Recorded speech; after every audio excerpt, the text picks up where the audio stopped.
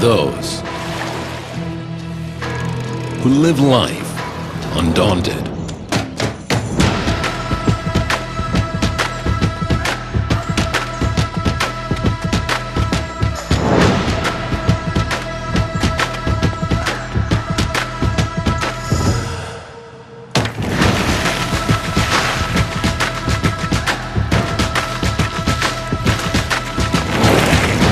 Are you one of those who seek the edge?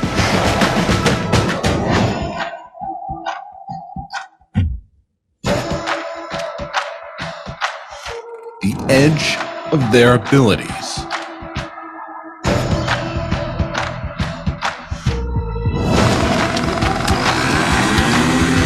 Where sky is limitless.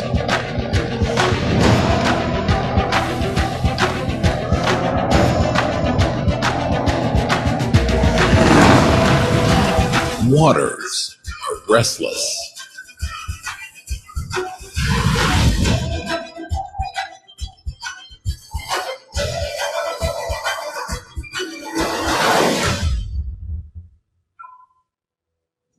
The way of living is timeless.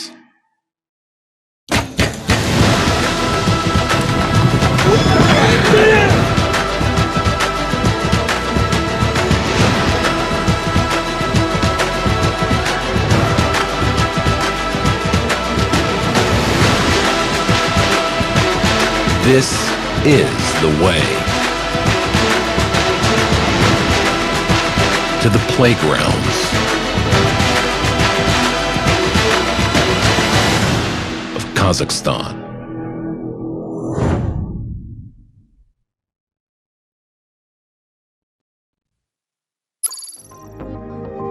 Discover Kazakhstan as a new strategic location at the crossroads of Europe and Asia. Develop and grow your business in the leading logistics, trade and business hub. Invest in a country with a great business climate, robust legal system, tax regime and advantageous investment incentives. Employ a well-educated, highly skilled and multilingual workforce. By investing in Kazakhstan, you invest in the largest economy of the region, where the growth and prosperity of your business will always be our key priority. Invest in Kazakhstan. Seize the best opportunities in the heart of Eurasia.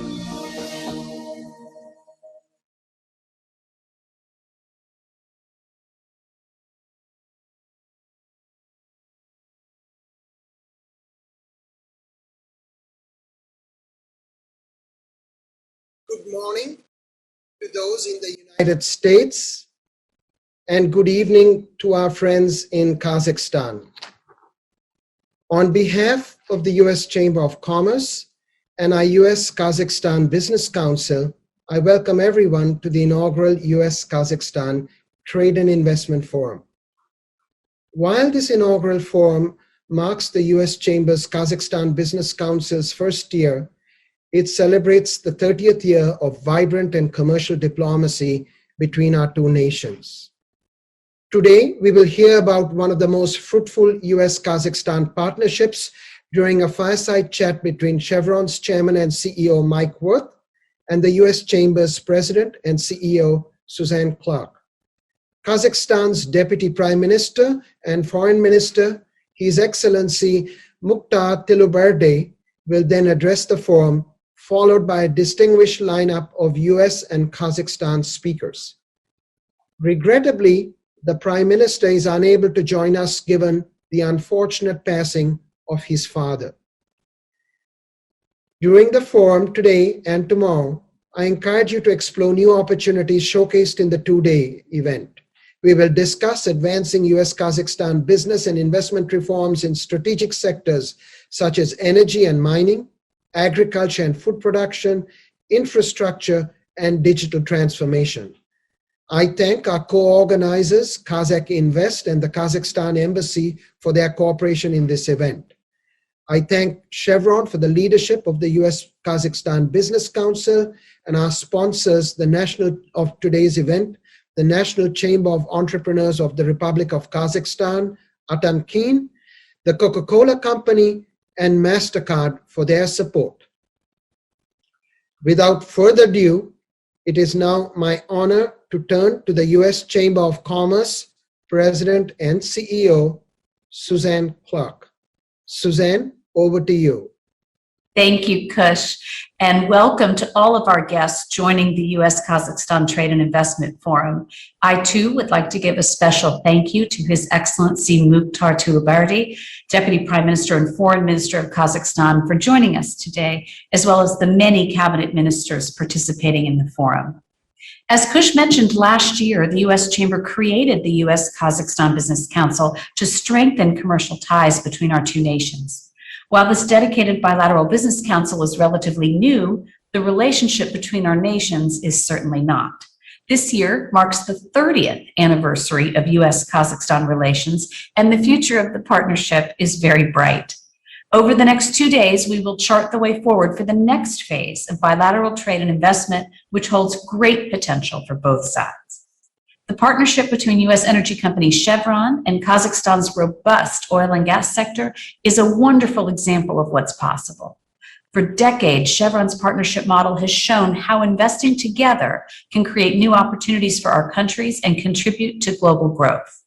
To talk about their deep investment in Kazakhstan and the future of this growing bilateral relationship, I'm delighted to be joined by Mike Wirth, CEO of Chevron and Chairman of the U.S. Kazakhstan Business Council. Mike, thank you so much for joining us.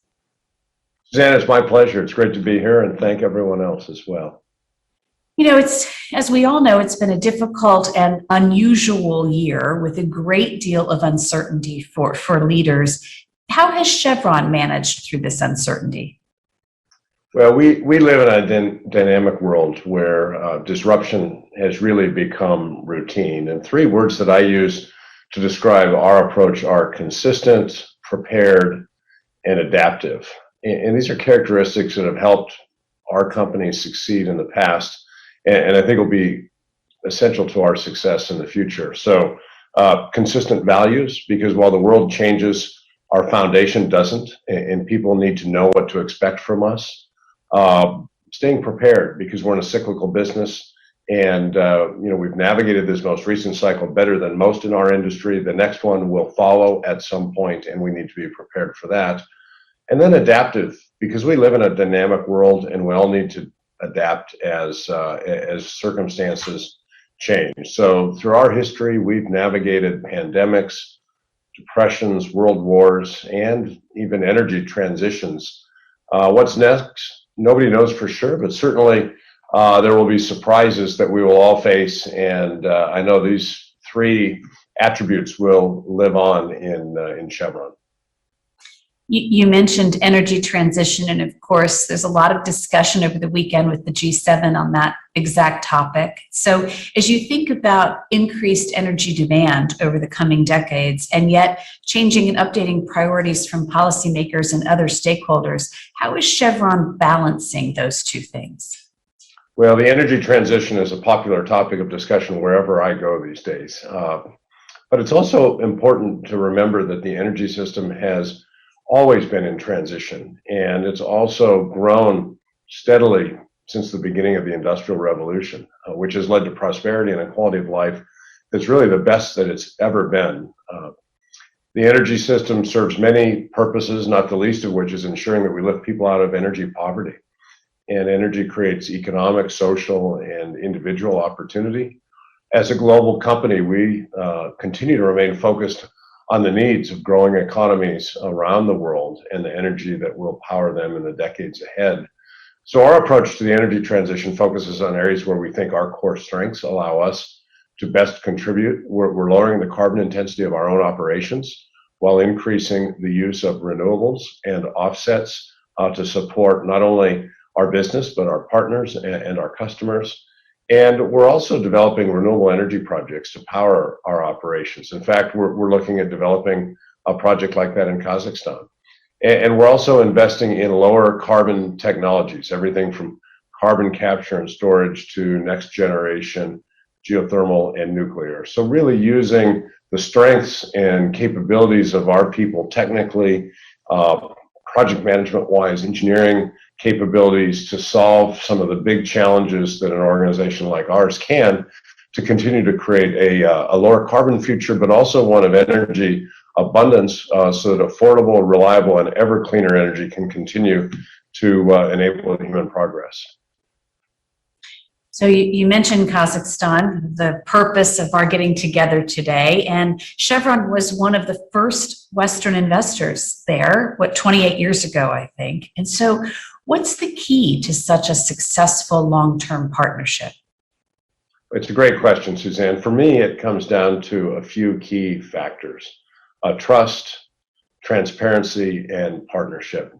When Kazakhstan gained independence, the country's leadership envisioned a progressive and prosperous future for its people, and they forged a framework that encouraged foreign investments, encouraged new technology and new ideas, underlined, as we saw in the opening video, by the rule of law and contract sanctity. So from its earliest days, Kazakhstan emphasized building a market economy to attract investment and entrepreneurs.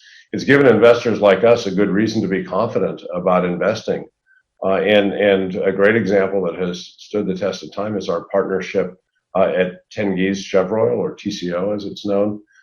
So our journey began on this foundation of trust, transparency, and partnership, really between the leaders of our company and the country back in the very early days. And from there, our relationship has thrived. Our partnership's a catalyst for boosting the economy, creating jobs, supporting businesses, building communities, and advancing sustainable development. Since the beginning, as you say, 28 years ago, TCO has made direct financial payments of over $150 billion to Kazakhstani entities through wages, local goods and services, government taxes, royalties. And we worked very closely with our partners in Kazakhstan to support the government's goal of building the country through continued growth and the creation of prosperity. So I'm so proud of what we've achieved together over the last 3 decades, and I'm confident through continued partnership, we can surpass those successes and build an even more prosperous future for the generations ahead. You know, Mike, you use words trust and confidence and partnership, really important words in any relationship. And so over the past year, when the times have been particularly challenging and uncertainty, I think you were building that trust and confidence as well with your pandemic responses in Kazakhstan. Can you tell the group a little bit about that? Sure. So first, our thoughts are still with everyone affected by the pandemic. It has challenged and continues to challenge the health of millions of people around the world and the economic engine that sustains our way of life. We know in certain parts of the world, people have optimism and are seeing real progress. In other parts of the world, it continues to present a very immediate challenge. Our people have worked tirelessly on the ground in Kazakhstan to secure more than 14 million doses of essential medicines that have been donated to health providers and hospitals, 400,000 sets of PPE to keep frontline workers safe. We've trained over 1,000 emergency healthcare responders and helped more than 1,000 small businesses protect their jobs and their people. We're working with TCO and local authorities on a vaccination program. Since early April, more than 20,000 workers and business partners have received their first dose, and thousands have now received their second. We're also constructing an infectious disease hospital in the local community to ensure we've got the capacity to treat people who fall ill, not only employees and contractors at TCO, but members of the local community. And at the same time, our people have been working extended shifts and work schedules to maintain safe operations at the operating facilities that deliver the energy needed to power the homes, the hospitals, to transport medical patients and supplies and maintain the daily essentials that support life in Kazakhstan and elsewhere in the world. So we talk a lot about the power of what we call human energy at Chevron, which is our people and their commitment to the communities where we operate, to the partners that we have. And through the pandemic, I think we've seen that in action, and I just couldn't be prouder of the performance of our people all around the world. I love that concept of human energy. Do I have to cite you when I use it, or can I plagiarize at will? I think you can use it as long as you give us a little bit of support along the way, Suzanne. I love that idea. And really, when you talk about human energy in the pandemic and everything that you've done in Kazakhstan, it's just a piece of your corporate citizenship in that country. Is that right?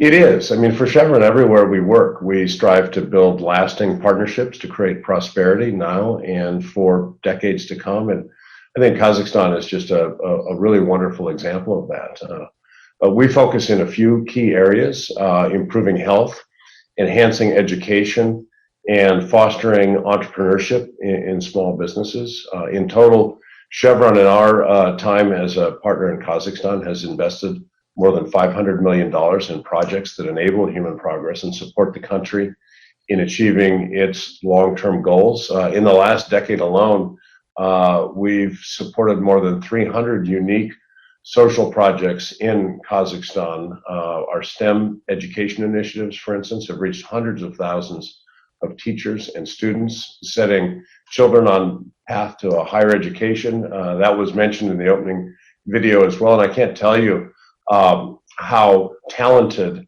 the young students that we hire as they graduate from universities in Kazakhstan, how smart and well prepared they are, and what important roles they play in our business. Through our support for things like youth centers that offer technical and vocational training, we're helping build skills and capabilities for people that don't advance to a four-year education but have the motivation to seek out employment in various important industries that support the growth of the economy. And our support for small businesses and entrepreneurs through seed funding, training, and mentorship is just essential to build that capacity to diversify the economy and build up a robust system of support within the country. And so, in addition to our contributions, TCO, our joint venture, has invested over $2 billion in social programs and projects in the Adarau area, which is where many of our people are located. And while these examples are just a snapshot, one thing I'd say is very clear, and it's the strength of our relationships with community partners that have grown over the years, and the government as a partner as well, that have helped drive the success of these efforts and really developed a human capital in Kazakhstan. And just another example of the power of partnerships that fuel the economy, that create prosperity, and that unlock potential and change lives. You know, Mike, at the Chamber, we wake up every day to try to support businesses like yours, organizations like the U.S. Kazakhstan Business Council, all because we believe in the problem-solving ability of business and the opportunity creation that exists when businesses get involved. And this conversation has been such a great example of solving problems, looking to the future, creating opportunities of as my friends at Chevron like to say, human energy. It's just been a great conversation. I really appreciate your time this morning and look forward to the next 2 days and talking more about the U.S.-Kazakhstan relationship and how much more we can do together. Thank you for this morning. Thank you, Suzanne. And I think now it's my turn to just take the floor and move us along. It's a pleasure to be here with everyone today among esteemed company to celebrate 30 years of U.S.-Kazakhstan trade and economic relationships. I'd like to thank Kazakh Invest and the U.S. Chamber of Commerce's U.S. Kazakhstan Business Council for co-sponsoring today's event. 2021 marks an important milestone for the Republic of Kazakhstan, 30 years of the country's independence. The United States was the first country to recognize Kazakhstan's independence, and this strong and wide-ranging bilateral relationship has achieved many great accomplishments. As one of Kazakhstan's very first Western investors, Chevron is honored to have been on this journey from the very beginning through the creation of our joint venture, Tengiz Chevroil, that I just mentioned. And over this period of time, we've worked together to develop key resources, build local capacity and capability, sustainable supplier base, and create prosperity through thousands of jobs and improve the well-being of local communities. It's something we're incredibly proud of. It's now my pleasure to introduce Deputy Prime Minister, Minister of Foreign Affairs, Mukhtar Tleuberdi. He was appointed as Deputy Prime Minister, Minister of Foreign Affairs in January 2021 after serving as Minister of Foreign Affairs and Kazakh ambassador to a number of countries, including Malaysia, Indonesia, and Switzerland. Your Excellency, I look forward to your remarks and understanding how all of us here today can look for opportunities to help you achieve your priorities and goals. Thank you. Thank you, dear Mr. Weir, dear Ms. Clark, dear participants, ladies and gentlemen. It's my pleasure to welcome all of you today at the Kazakhstan-U.S. Trade and Investment Forum. First of all, I would like to express our gratitude to the U.S. Chamber of Commerce as well as the U.S. Kazakhstan Business Council for their support in organizing this event. I am confident that today's forum will contribute significantly to the development and strengthening of our trade and economic partnership in such key areas as agriculture, energy, mining, digitalization, and other sectors. The Kazakh side is represented today by a number of high officials, including ministers, chairmen of national companies, as well as the heads of the regional administrations of Kazakhstan. This year will mark the 30 years since the establishment of diplomatic relations between our countries, which have elevated to the level of enhanced strategic partnership 3 years ago. During this period, a solid architecture of bilateral cooperation has been built.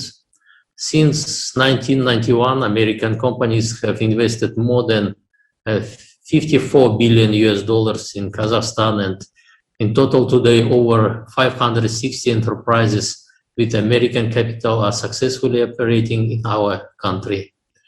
We appreciate their contribution to our economy, and we will continue to provide support and assistance necessary for their further growth and development in Kazakhstan. I'm encouraged that Kazakhstan remains as a top business destination in Central Asian region, and U.S. foreign direct investment continues to nurture and grow our economic, social, and cultural ties. Kazakhstan, as a leading economy and driver of the region, is fully committed to further deepening relations between Central Asia and the United States. In this context, we commend the official launch of the Central Asia Investment Partnership that creates enabling environment to bolster economic opportunities in the region for the benefit of our economies.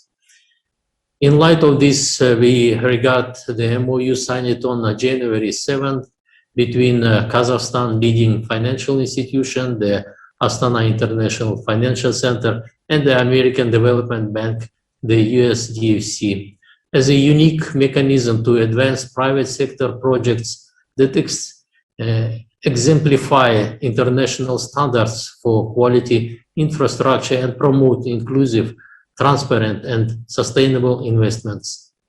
The government will continue to undertake all necessary efforts to make resources available to raise at least $1 billion over 5 years to support mutually beneficial projects. The government is also actively working with the U.S. agri-sector leaders such as Tyson Food, Valmont Industries, Agco, Global Beef, and others to tap into Kazakhstan's vast natural endowments and nurture local capacity through American cutting-edge technology and strong expertise.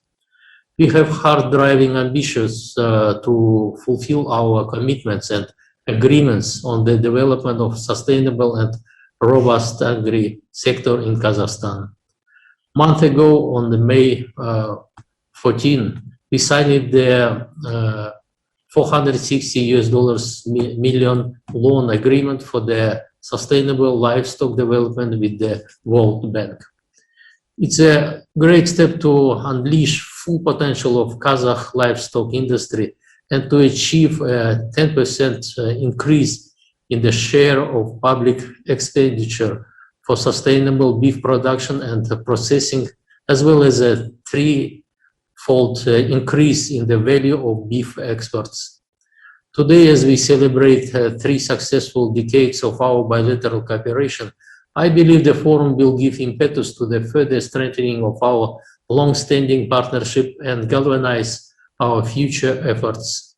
I hope we can continue working together in the post-pandemic world to revive our industries and communities, generate more jobs, and create an economy that is resilient and can withstand any future shocks. I invite American companies to explore vast business opportunities in Kazakhstan, to create joint ventures and open production facilities in our country. Later, my colleagues will make a detailed presentation on Kazakhstan investment climate and business opportunities in the various sectors. From my side, I would like to assure you that the government of Kazakhstan is ready to provide full support and assistance to any business and investment initiatives. Thank you for your attention.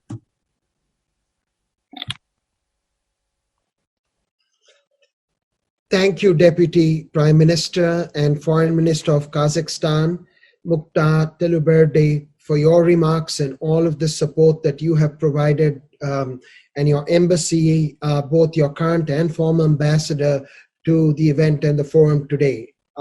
We at the Chamber and companies led by Chevron and Mr. Worth and all of our other members will certainly look to enhance and continue the relationship. And in that vein, we are now honored to have as our U.S. government speaker. The State Department works very closely with us, as does the Department of Commerce and others, the Department of Energy as well. We are honored to hear U.S. Acting Undersecretary of State, Ambassador Marcia Bernacat. Ambassador Bernacat, we thank you for joining us today and look forward to your comments. Thank you so much. First, let me offer condolences to the Prime Minister and his family and to the nation on the loss of his father. Deputy Prime Minister, other officials, it is a real honor to be with you today to kick off the first International Business Forum since the launch of the U.S. Kazakhstan Business Council last fall. Whether you have been doing business there for 1 year or going on 30 years, you cannot miss the possibilities of this rich land and its people. Your involvement in Kazakhstan, your innovative technologies and world-class expertise have fueled this economy and made it the regional leader it is today. At the Department of State, we are eager to see energy and momentum return to the region as the restrictions of the COVID pandemic are lifted. Economists seem confident there will be an economic rebound as COVID subsides and good health returns. We are optimistic this rebound will deliver new investment and trade opportunities across the region, but especially in Kazakhstan. I am excited about the opportunities for business and investment in Kazakhstan. To realize those opportunities, all of us, the U.S. government, the Kazakhstani government, individual companies and organizations like the U.S. Kazakhstan Business Council need to work together to continue improving Kazakhstan's business environment. Kazakhstan is rightfully proud of the progress it has made in recent years, and we welcome President Tokayev's emphasis on the importance of attracting foreign investment. Investors have choices, and countries around the world compete for investments. The single most important thing Kazakhstan can do to attract investment is to demonstrate its commitment to the rule of law and the continual improvement of its business climate. Kazakhstan must honor legally binding arbitral awards and prohibit senior officials from interfering in business arrangements to convince prospective investors that their businesses can succeed here. One of the greatest areas of opportunity we see is the clean energy sector. Under the Biden-Harris administration, addressing climate change is a top priority, significantly expanding new areas for trade and innovation. Special Presidential Envoy for Climate, Secretary John Kerry, is guiding international policy development for this government-wide effort, and he has already met with Kazakhstani officials to discuss collaboration on climate change. Investments in clean energy are crucial to addressing the climate crisis. This energy transition will be challenging for Kazakhstan, which today depends on hydrocarbon extraction as a driver of its economy and on coal for electricity. With challenges come opportunities, however, and we note President Tokayev's recent commitment to achieve net zero emissions by 2060. The private sector is stepping up too. We are thrilled that Chevron and ExxonMobil are increasingly prioritizing their own investments in green and renewable energy infrastructure and reducing carbon emissions from existing petroleum operations. Other U.S. companies, including many represented here, have a great deal to offer in the areas of renewable energy, energy efficiency, smart grid technologies, and climate change adaptation. In aviation, we look forward to seeing Kazakhstan realize the vast potential for business and tourism travel, made possible by last year's signing of the Open Skies Agreement with the United States. We look forward to working with Kazakhstani authorities on the necessary next steps to establish direct flights to the United States. In agriculture, we are eager to see Kazakhstan realize the great potential of investments by companies like Valmont Industries and Tyson's Food. We hope and expect that these are the first of a large number of U.S. companies involved in agriculture, agribusiness, and food processing as Kazakhstan diversifies its economy and builds a sustainable, profitable agricultural sector. Although this event today is being held virtually, I look forward to when meetings like this one will again take place face-to-face.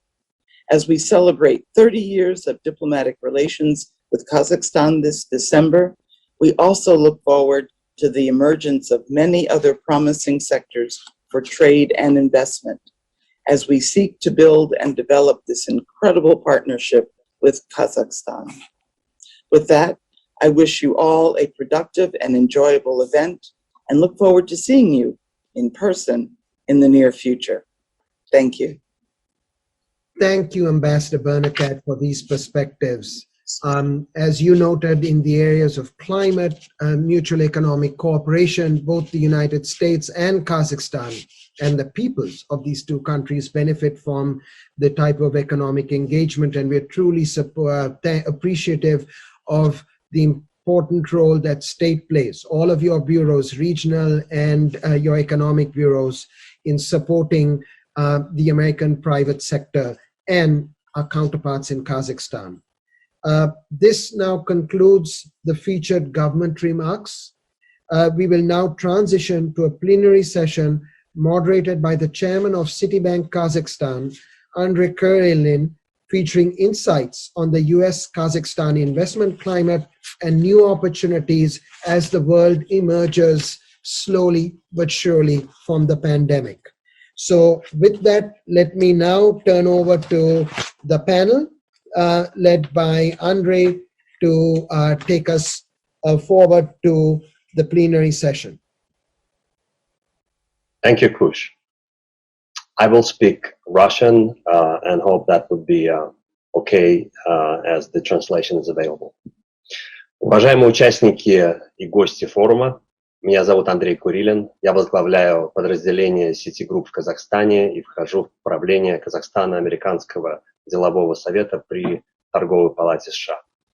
В течение ближайшего часа я буду модератором панели на тему Казахстано-американское экономическое партнерство в постковидное время, новые возможности для инвестиций. За 28 лет, что Сити работает в Казахстане, нам удалось добиться крупнейшей на рынке доли в казначейских и расчетных операциях. В значительной степени это произошло из-за высочайшего уровня экономического партнерства между США и Казахстаном. Итак, позвольте представить уважаемых участников нашей виртуальной панели. Кайрат Ниматович Келимбетов, председатель агентства РК по стратегическому планированию и реформам, управляющий Международным финансовым центром Астана. Вахид Турлыханович Султанов, министр торговли и интеграции Казахстана. Кристофер Уилсон, заместитель торгового представителя США по Южной и Средней Азии. Миржан Бахитович Юсупов, председатель правления национальной компании «KAZAKH Invest». Пенелопе Несс, президент американской компании UPS по связям с общественностью и устойчивому развитию. Аблай Сабекович Мирзахметов, председатель правления Национальной палаты предпринимателей Атамикен.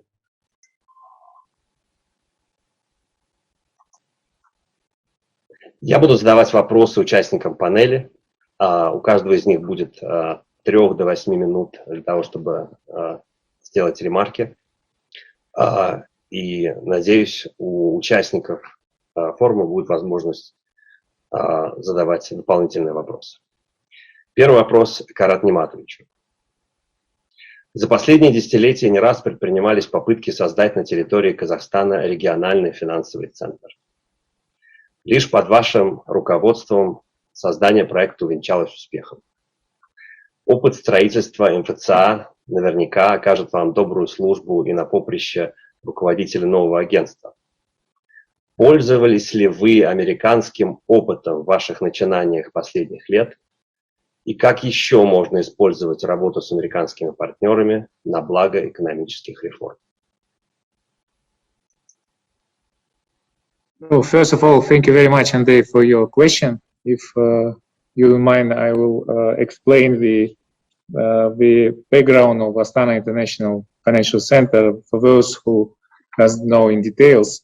This is the creation of Astana International Financial Center is part of the huge legal and economic reforms in Kazakhstan towards rule of law, towards the diversification of the economy. The first time this initiative been announced by the first president of Kazakhstan, Nursultan Nazarbayev, in 2015, and in 2018 already the AIFC become already operational, and basically it's a very much similar which was done in the same area to create financial hub in the region when it was done in Dubai or Abu Dhabi or Qatar. So this is creation of a legal and regulatory enclave in financial area based on norms and standards of English common law. So here I think that we study, responding to a question, so we study the experience of the best financial centers, center in New York, center in London, just to understand what is the key ingredients of a successful modern financial hub. And the idea was to create a common law jurisdiction, and for this jurisdiction also we create special dispute resolution authorities. So we have a AFC court based on common law jurisdiction. We have an international arbitration center, and I think it's a breaking news for all global investors who are coming to Kazakhstan, because they can use now in their contracts, they can structure it, the deals, the transactions in this jurisdiction, and they can protect the investment based on the cooperation with the dispute resolution authorities in Astana International Financial Center. I think number two is that also one of the game changers that the recently government of Kazakhstan established the new tools, which we call strategic investment agreements. So basically, if you are investing to Kazakhstan more than $50 million, so you can get the special treatment from the government. And the most important here is that you can get tax stability. So always last 2 decades, I think it was always discussions that the tax legislation in Kazakhstan is changes too fast and too open. So now I think that is also is a great opportunities, and we expect that already been mentioned, Tyson Food and Walmart Industries, they can use both the strategic investment agreements, new tools, and also jurisdiction of Astana International Financial Center. When we start to build new financial hub, definitely we study not only the experience, how it was done in 80s or 90s or in the mid of 2000s, but basically where we should be our destination in the future. And here, I think the way we should to leapfrog. And definitely we study the experience, how the new pillars are developing now, such as fintech, such as legal tech. And Visa also was a very important experience for us. Very important development also the green finance area in Astana International Financial Center. So for entire industries, for all industries in Kazakhstan, we now focusing on ESG priorities. So already been mentioned that we do have a special plan on transition to low carbon economy. Kazakhstan is committed to Paris Agreement. So we basically have to be carbon neutral till 2060. So that's why the AFC also would be focused for decarbonization plan of the government. And here we could figure out also many opportunities to issue green bonds and to work in a direction of creating of green funds. So this is more or less the basic environment of Astana International Financial Center. Many companies already choose our jurisdiction, more than 800. We already brought more than $4.5 billion investment through the AFC platform. So we hope that it will be interesting for U.S. company from one side, agriculture, agribusiness, food processing, from the other side, fourth industrial revolution as well. Thank you very much. Thank you, Governor. Bahit Turlikhanovich, question to Minister Sultanov. Bahit Turlikhanovich, несколько дней назад на заседании Совета иностранных инвесторов при президенте РК вы говорили об увеличении несырьевого экспорта. Не умаляя достоинства десятков миллиардов долларов, вложенных в сырьевой блок, ведь именно поэтому Казахстан-американские экономические отношения называют стратегическими, по вашему мнению, в каких еще отраслях лежит потенциал для двусторонних инвестиций и торговли? В частности, с прицелом на диверсификацию казахстанской экономики.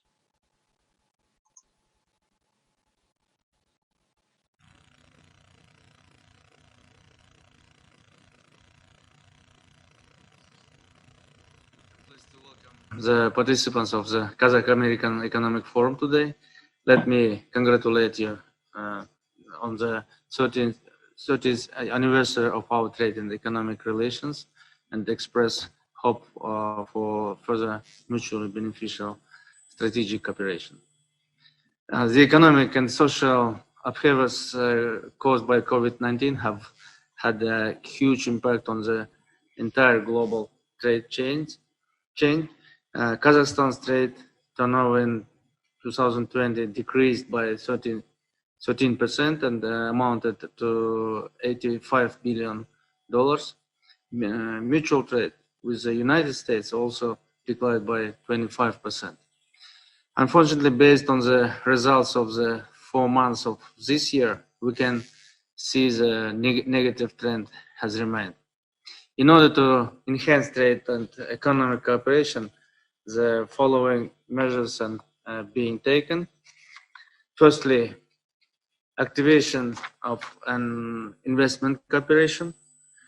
Last week, a meeting of the Council on Foreign Investors was held with the participation of the head of state.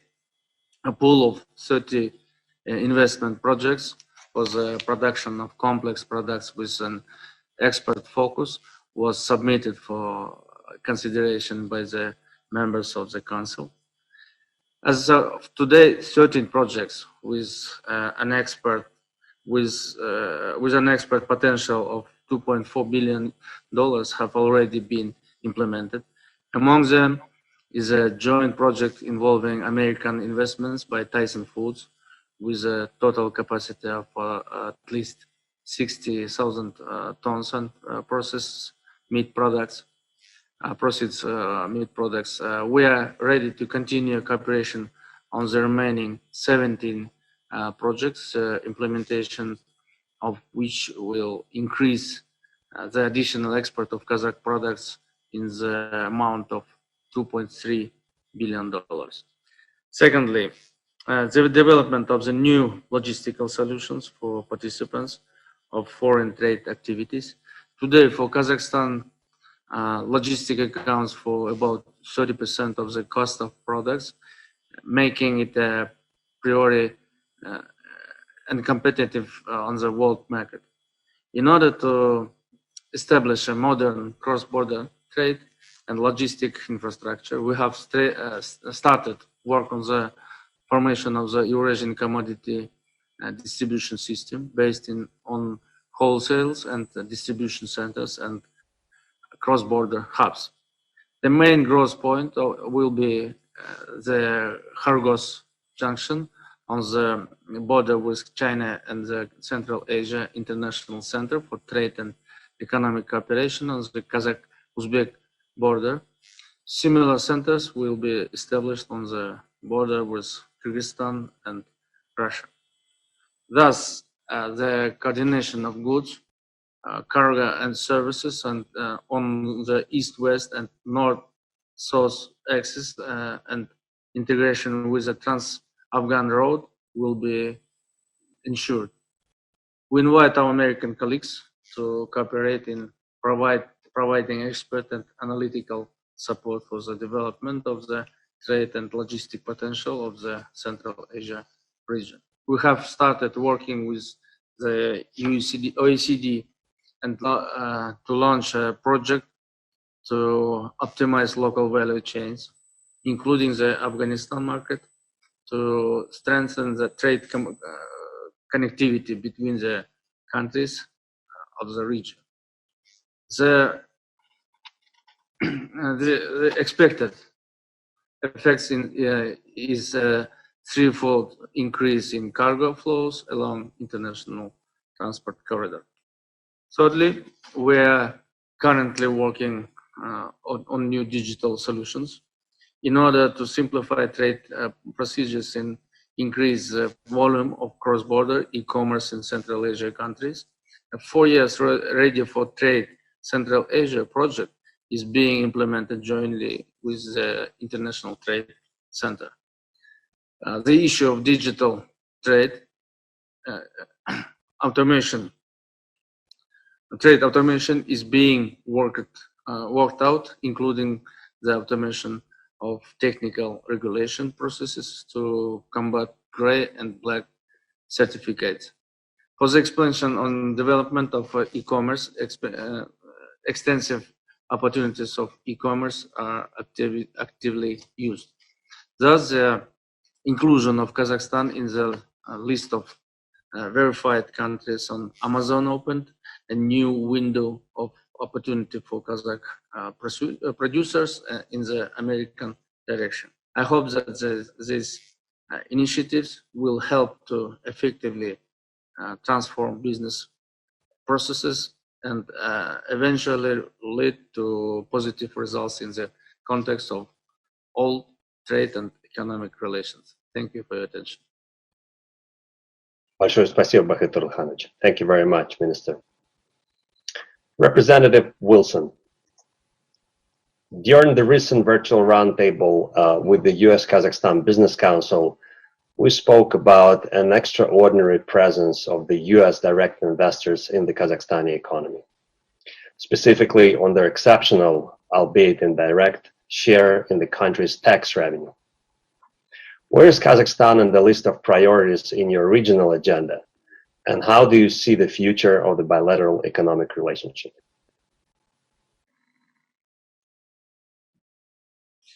Sorry, Andre, was that for me?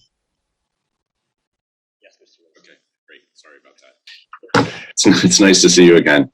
And it's great to be with all of you. Especially appreciate the opportunity to be together with the Honorable Minister and all of my fellow panelists today. And thanks very much to the Chamber and the Council for the invitation to participate today. Andre, you asked about sort of where Kazakhstan fits in our regional agenda on trade policy issues. And I would say that I think Kazakhstan is right in the middle of that agenda. Many of the participants will recall that the sort of organizing structure that we use to engage with Kazakhstan and others in Central Asia on trade and investment policy issues is our Trade and Investment Framework Agreement. This is an agreement that encompasses the United States and 5 of the republics in Central Asia, and again, provides us a structure for discussing trade and investment issues that are relevant to all of the countries in the region. That TIFA agreement met quite recently at the end of March. We had a very successful meeting, and I think it's always useful, even virtually, to get officials together to talk about issues that are top of mind. And I would say quite sincerely that throughout the course of the TIFA's existence, Kazakhstan has played a quite critical leadership role within the region. And I think that's both a function of the size and dynamism of Kazakhstan's economy, as well as the sophistication and skill level of the civil servants from the government of Kazakhstan with whom we interact in the TIFA mechanism. Let me cite just a few of the areas that we're focusing on under the TIFA, because I think each of these is quite relevant to the theme of this meeting, which is building a stronger investment climate in Kazakhstan and also creating stronger foundations for growth in trade and investment between the United States and Kazakhstan. So the areas that we're focusing on with Kazakhstan under the TIFA include, in particular, digital trade, and I was very happy to note Minister Sultanov mentioning this as a priority as well. One of the major outcomes of our March meeting was, in fact, to agree to establish a new working group where we can look at many of the, frankly, very complex issues surrounding the regulation of the digital space in a way that maximizes and promotes the ability to conduct trade and expand trade in a digital environment. And so we're very excited to begin working with Kazakhstan and others in the region as we stand up that new working group on these issues. We're also using the TIFA to focus on issues related to the protection and enforcement of intellectual property rights. Our experience with trading partners around the world has been that the ability of investors to see that their intellectual property and the products of their innovation are effectively protected under the law and through effective law enforcement are a critical element in promoting a positive investment climate. We are fortunate, I think, to work with some very capable officials in Kazakhstan's government on these issues, and we see a lot of progress being made. Another area that is getting consistent attention in our relationship with Kazakhstan is the whole set of issues surrounding customs and trade facilitation measures, basically the nuts and bolts of getting goods across borders. And we know, of course, that in Central Asia, given some of the connectivity challenges, as you know, we need really to emphasize consistently the ability to reduce the burdens at the border and simplify procedures wherever possible.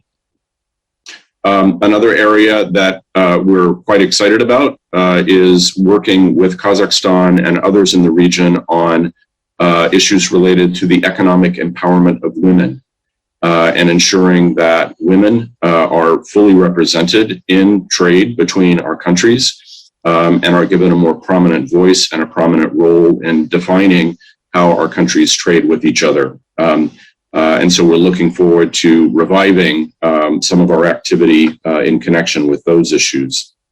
So those are just some of the issues that we're addressing under the TIFA, and again, relying very extensively on the expertise and the energy of our Kazakhstan colleagues in making all of this work happen. Just a few other things that I'll mention very briefly. We, as part of our engagement with Kazakhstan on trade and investment issues, do engage across the board in advocacy that targets transparency and predictability in all of the policy mechanisms that touch on investment from approval to the respect for arbitral awards. Again, these were issues that were mentioned by Ambassador Bernakat as well. And again, extremely important for potential investors to see a framework of regulations and policymaking that is as transparent and predictable as possible. A very important area for the Biden administration in the context of our broader trade policy is related to the effect of trade on working people. My boss, Ambassador Catherine Tai, the U.S. Trade Representative, gave a speech just last week focused on this issue of a worker-centered trade policy. And one thing that will mean for us is that I think we will be intensifying the dialogue that we hope to have with our trading partners around the world, including in Central Asia and including Kazakhstan, on issues related to the protection and enforcement of internationally recognized worker rights. We've had a very robust dialogue with Kazakhstan on these issues for a number of years. We recognize that Kazakhstan has made important progress in updating its legal framework for the protection of worker rights. And we are very interested in sustaining that dialogue and working closely with Kazakhstan on these issues as they're applied in practice. Finally, I was really pleased that Minister Sultanov mentioned the importance of the relationship with Afghanistan. The United States, in its engagement with Kazakhstan, also always has Afghanistan in our consciousness, and we appreciate very much the efforts that Kazakhstan is making to draw Afghanistan into the region from an economic and trade perspective. We hope eventually to include Afghanistan directly within our TIFA mechanism, and Kazakhstan has been a very important ally as we have sought to build support for that over recent years. So I hope that these points give you a bit of a sense of how we're using our trade policy mechanisms both to deal with issues that are directly relevant to the investment climate in Kazakhstan, and also give us confidence that we can address some of the untapped potential in the trade relationship between our countries. Thanks again for having me. Thanks so much, Chris, and good to see you again. Question to Нижам Бахитович Юсупов. Часто приходится слышать, что Казахстан занимает одно из крупнейших, из первых мест в мире по объему накопленных прямых инвестиций. Мы в СИТе свидетельствуем, что в Казахстане работают многие сотни иностранных предприятий. Недавно американский журнал Forbes включил Казахстан в число 10 наиболее привлекательных стран для экотуризма. По вашему мнению, что еще может предпринять Казах Инвест, власти в целом, для увеличения узнаваемости Казахстана как в деловых кругах, так и для, по окончании пандемии, увеличения потока иностранных, в том числе американских туристов? Thank you, Mr. Kurilin. If you don't mind, I will present my part in English. So, dear Excellencies, dear distinguished guests and participants, on behalf of Kazakh Invest, let me welcome you today at the U.S. Kazakhstan Trade and Investment Forum. So, since the very first years of independence, Kazakhstan prioritized development of a market economy and attraction of investment in cooperation with international business community. Thanks to the political stability, strategic location at the crossroads between Europe and Asia, access to major markets, business-friendly environment, and comprehensive state support, Kazakhstan continues to draw an increasing attention of international investors. I should underline that investors' right protection is an utmost priority for Kazakhstan. There are multiple communication platforms at the highest level to address issues raised by investors, including the Foreign Investors Council chaired by the President of Kazakhstan and Investment Council chaired by the Prime Minister. The launch of the Astana International Financial Center that harbors English Common Law Court, the International Arbitration Center, as well as AIX Exchange provides world-class infrastructure to raise capital and grow business internationally. It is important to highlight that Kazakhstan has advanced investment support tools such as investment contract or priority investment contract, and the new initiative is strategic investment agreement, as was mentioned by previous speakers. For example, a strategic investment agreement ensures stability of legislation for up to 25 years. It offers tax and custom duty exemptions as well as provide land and infrastructure to investors. Consistent and systematic approach of the government to improve the business climate were noted by the World Bank, and now Kazakhstan ranks number 25 in the Doing Business report, climbing up 11 positions in the last 2 years. Kazakh Invest is an investment promotion agency of Kazakhstan, which provides one-stop shop services to investors from initiative all the way to the project implementation stage. Traditionally, warm and stable relations between Kazakhstan and the United States today have the status of an enhanced strategic partnership. Economic cooperation is an important part of our relations. As of today, over 500 American-owned companies operate in Kazakhstan. We deeply value their contribution to the national economy. Along with major players in the oil and gas sector, during the recent years, we observe a gradual increasing interest of the American business in the processing sector, such as agribusiness, mechanical engineering, transport and logistics, and so on. Over the past 3 decades, the American companies invested over $53 billion into the Kazakhstan's economy.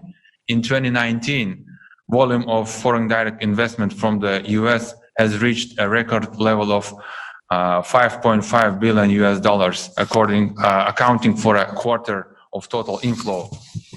As in the rest of the world, due to COVID-19 pandemic, there was a decrease in the investment flows last year. However, this year we see signs of recovery.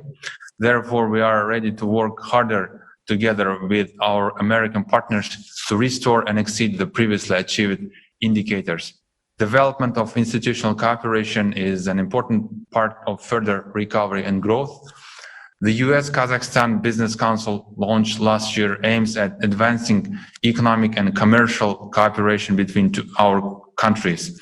In addition, earlier this year, the United States, Kazakhstan, and Uzbekistan announced the launch of the Central Asia Investment Partnership, which is another important step in providing financial instruments for investment projects. Let me outline that at Kazakh Invest, we have a full-scale project office. We have developed over 100 investment proposals in the priority sectors such as agribusiness, food processing, mining and metallurgy, digital transformation, logistics, and many others. We are glad to share them with our American partners. Kazakhstan serves as an important transportation hub connecting East and West and providing access to the market of more than 500 million consumers. The pandemic has shown the growing importance of food security. In this regard, Kazakhstan, which has traditionally been called as the breadbasket of Eurasia, is a nationally positioned to provide high quality good for our continent. Also, being one of the wealthiest countries in terms of mineral resources, Kazakhstan has a large mining and metallurgy sector. Moreover, there is a perfect opportunity to develop rare earth metals with creation of smart manufacturing facilities. So to wrap up, Kazakh Invest is committed to provide comprehensive support during your investment journey in Kazakhstan. This slide shows our contact details. Let me wish the forum participant productive discussions, and I am sure that U.S. Kazakhstan partnership will continue to thrive. Thank you for your attention. Vahitovich, thank you so much. Now the question to Mrs. Nass of UPS.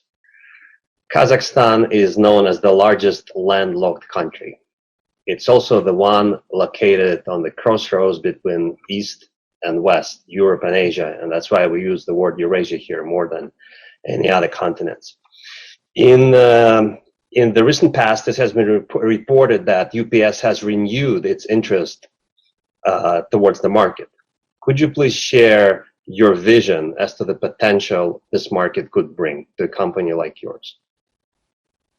Sure, and Andre, thank you so much. As a alumni of Citi, it's always a pleasure to be on a panel with a colleague from Citi, which Thank you so much.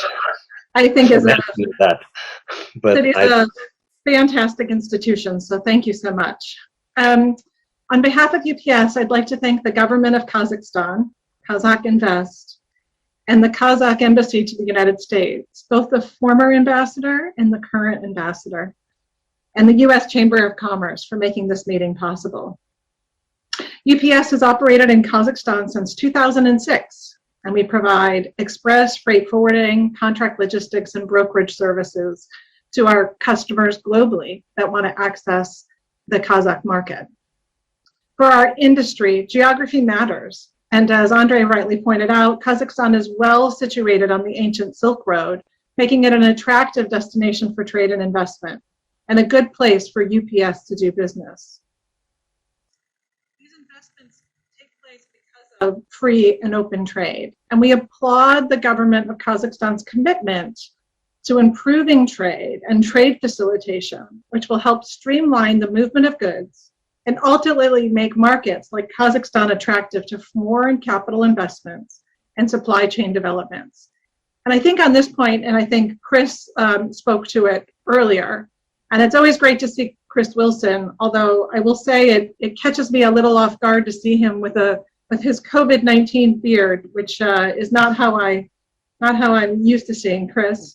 I really appreciate what he said about trade facilitation. And one of the things we've seen from COVID-19 is that a lot of countries took steps to change how they processed transactions, moving to more electronic means to facilitate goods during the crisis. And I hope that those experiences will allow us to accelerate developments in this area globally, because I think it's incredibly important given the speed with which the world is moving today and with which logistics needs to move. We also know from our workforce on the ground that Kazakhstan has a depth of human capital with innovative businesses and a thriving small and medium-sized business sector. Making sure that these businesses can reach new markets seamlessly is critical, especially as the country's market for e-commerce grows and as people's thirst for Kazakh products grows. And there, the ambassadors know I'm a huge fan of Kazakh honey, and so I look forward to the day that we're able to see more of that globally because it's just so yummy.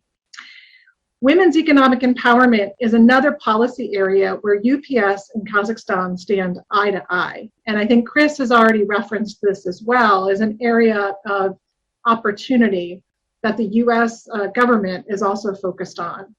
At UPS, we've been working on this issue with the Kazakh government for a while, and I remember a extremely impactful event I did with Kazakhstan and with some small and medium-sized female entrepreneur companies that was just incredibly impressive. They're also full of energy. They're full of just a positivity that radiates from the screen. And I'm just, I'm thrilled that that is continuing to just grow and expand as we move forward. So 3 years ago at UPS, we launched a women's exporter program. It's an effort to enable women-owned businesses to strengthen their skills, to be able to export around the world. We worked on it as a three-pronged process. First was to help women entrepreneurs and women exporters to build their skills and fill knowledge gaps. Second was to build market access, ensure that women business owners know the opportunities for growth, how the world is moving, particularly with digital, to help them distribute their goods globally, and then help them connect with others around the world, building their networks for possible customers. And then last, and here we've been working very closely with not only the Minister and Ministry of Trade, but also with your incredible ambassador in Geneva, Ambassador Atsanova, who has been working with us to talk about how we can use trade to ensure that women have full access to the globe, and that trade rules are written in such a way that they're very inclusive and they allow all companies to have equal access to export opportunities. At UPS, we believe the combination of smart trade policy and women's empowerment go hand in hand and create an environment that attracts investment and creates closer economic ties, the kind of ties that all of us are trying to build at today's event. Before I close, I just want to commend the government of Kazakhstan's leadership on the WTO's Ministerial Conference number 12. This has been an extraordinary year in global trade, and while we are all disappointed that we couldn't be in Nur Sultan for MC12, we're pleased that Kazakhstan has continued to drive the WTO agenda that promotes the rules-based trading system. And we look forward to your continued leadership in the run-up to November. Thank you so much for having me here today, and I look forward to further conversation with all of you. Thank you very much. The last participant of the panel, председатель правления Палаты предпринимателей, Национальной палаты предпринимателей Атамекен, Аблай Сабекович. По мере того, как в Казахстан приходит все больше иностранных, в том числе американских инвесторов, многие из них статистически подпадают под определение среднего и малого бизнеса. Атамекен часто выступает своеобразным адвокатом представителей МБС. На ваш взгляд, в каком направлении стоит действовать властям для поощрения предпринимательства, в том числе с иностранным участием? Спасибо, Андрей. Я рад сегодняшнему участию на форуме. Мои коллеги много рассказали о инвестиционном климате, и вы очень верно отметили, что малый и средний бизнес – это в фокусе нашей палаты, это наша основная деятельность. Мы не разделяем малый и средний бизнес по участию капитала, будь то это внешние инвестиции или это внутренний капитал. То есть любой малый и средний бизнес, компания, которая начинает свою деятельность в Казахстане, безусловно, находится под защитой и законной опекой палаты. Мы обладаем большим инструментарием для этого. Конечно, если образно говорить, мы всегда знали, что 3 составляющих для успешного развития бизнеса, в том числе малого и среднего. Безусловно, это хорошие правила или хорошие законы, которые защищают, дают гарантию инвестиций, защищают собственность. Это, безусловно, верховенство закона. То, что Казахстан сразу декларировал и реализует, и все, думаю, свидетели этому, Казахстан, безусловно, является лидером по всем этим реформам за последние 30 лет. Безусловно, это было сделано при помощи наших и американских коллег. Много мы опыта смотрели, особенно в вопросах верховенства закона. Вторая часть – это доступность капитала финансам. Это то, что нужно для успеха любого бизнеса. И здесь тоже Казахстан, наверное, один из первых из бывших постсоветских стран провел большую реформу финансовой системы. У Казахстана устойчивая и развитая финансовая система, банковская система. И третье – это, конечно, человеческий капитал, это кадры, которые необходимы для успешного развития бизнеса. Но сейчас я хотел бы сказать, что появился 4-й и немаловажный, очень важный весомый фактор – это доступ к информации. То есть сегодня информация, скорость доступа к информации, цифровизация этой информации, базы данных государственных, информации с рынка, маркетинг информации, она становится, безусловно, залогом успеха любого малого и среднего бизнеса. И думаю, что вот эти 4 составляющих по всем этим направлениям Атамекен вместе с правительством будет вести работу, чтобы создать условия для развития малого и среднего бизнеса.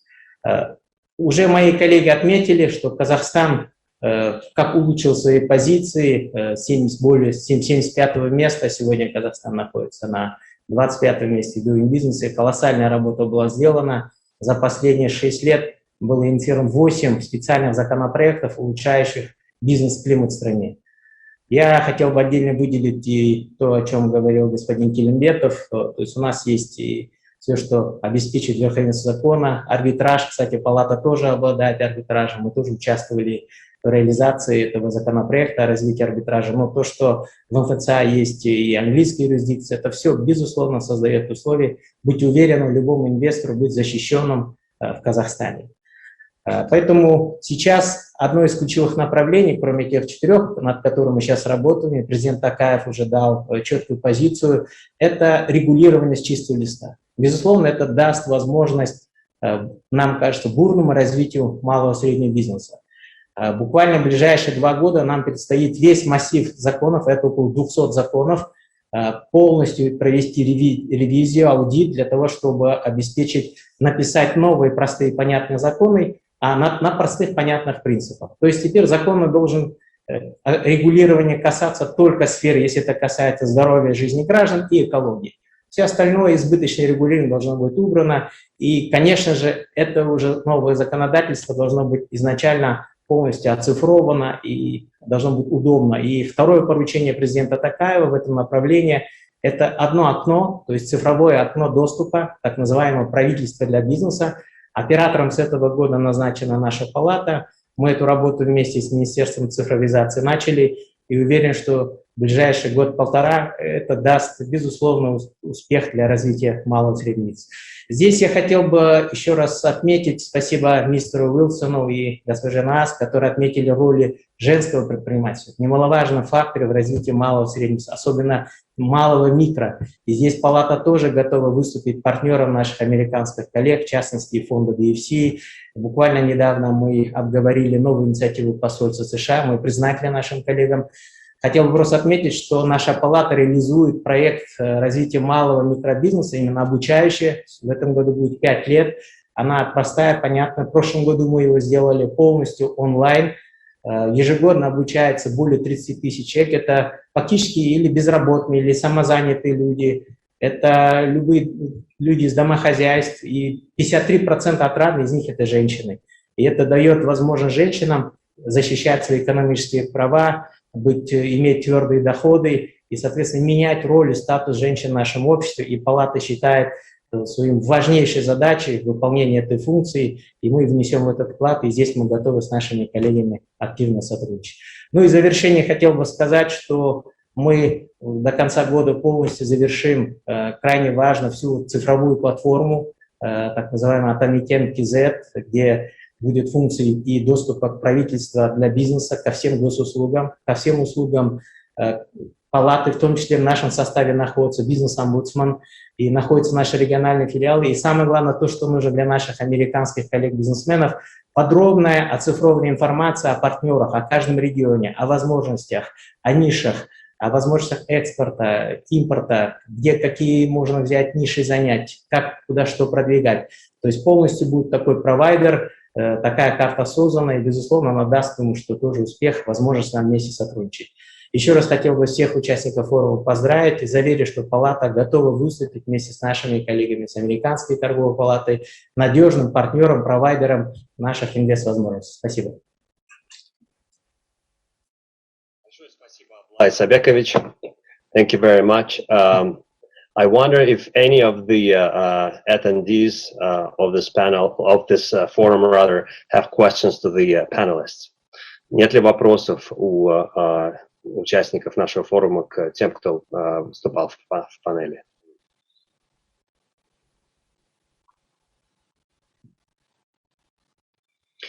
If not, I believe that the remarks were comprehensive and very, very interesting. And on behalf of Citi, a financial institution that has offices in 96 countries, I would like to reiterate that Kazakhstan stands second to none in terms of the openness of the authorities or the various wings of the government and government-owned institutions in terms of engaging foreign investors. I constantly sense envy of my fellow country heads in terms of the quality and the frequency of the engagement that we have with the public sector of this country. Thank you so much, dear panelists and guests of the forum. That concludes this panel. Thank you very much.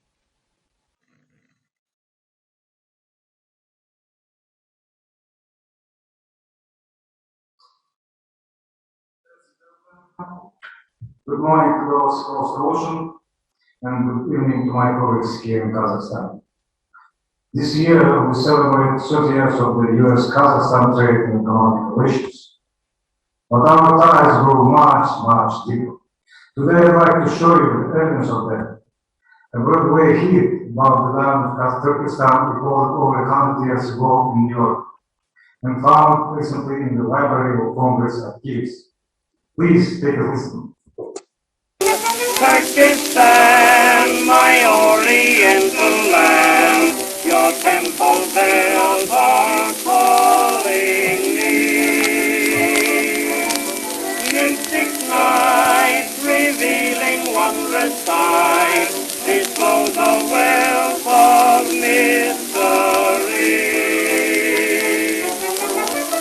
Land so fair, I'm longing to be there. My Turkestan, you're always in my dreams.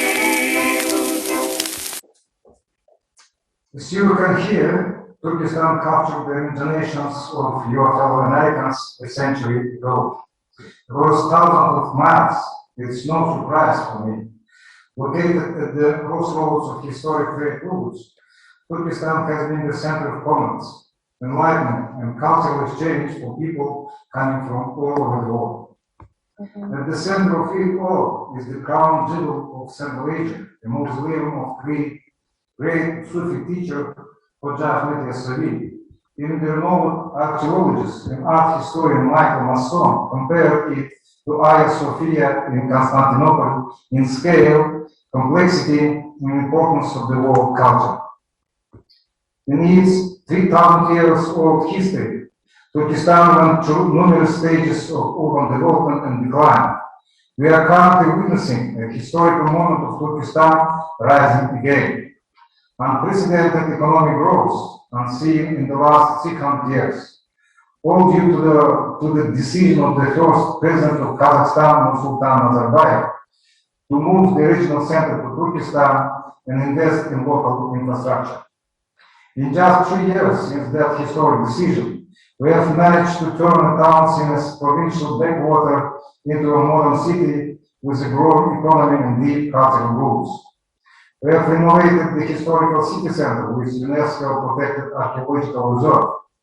A number of cultural and entertainment facilities have also been built around. Museum of the Steppe History, for example, Museum of Hoja Ahmed, theater, library, visit center, various event venues, and of course Caravanserai, a massive development project spanning 230,000 square meters of commercial spaces, family entertainment center, hotels, a flying theater, and an artificial lake with watering channels. The downtown area was built from scratch with a brand new complex hall, promenade, and UEFA category stadium, an amusement park, numerous educational facilities, and million square meter of housing and commercial real estate. Additionally, over 4 million trees were planted in and around the city of improved microclimate. Tourism continues to be one of the industries hit hardest by the pandemic. As the world is slowly recovering, we see unprecedented growth in the pre-pandemic years. Turkestan used to receive around 450,000 visitors annually.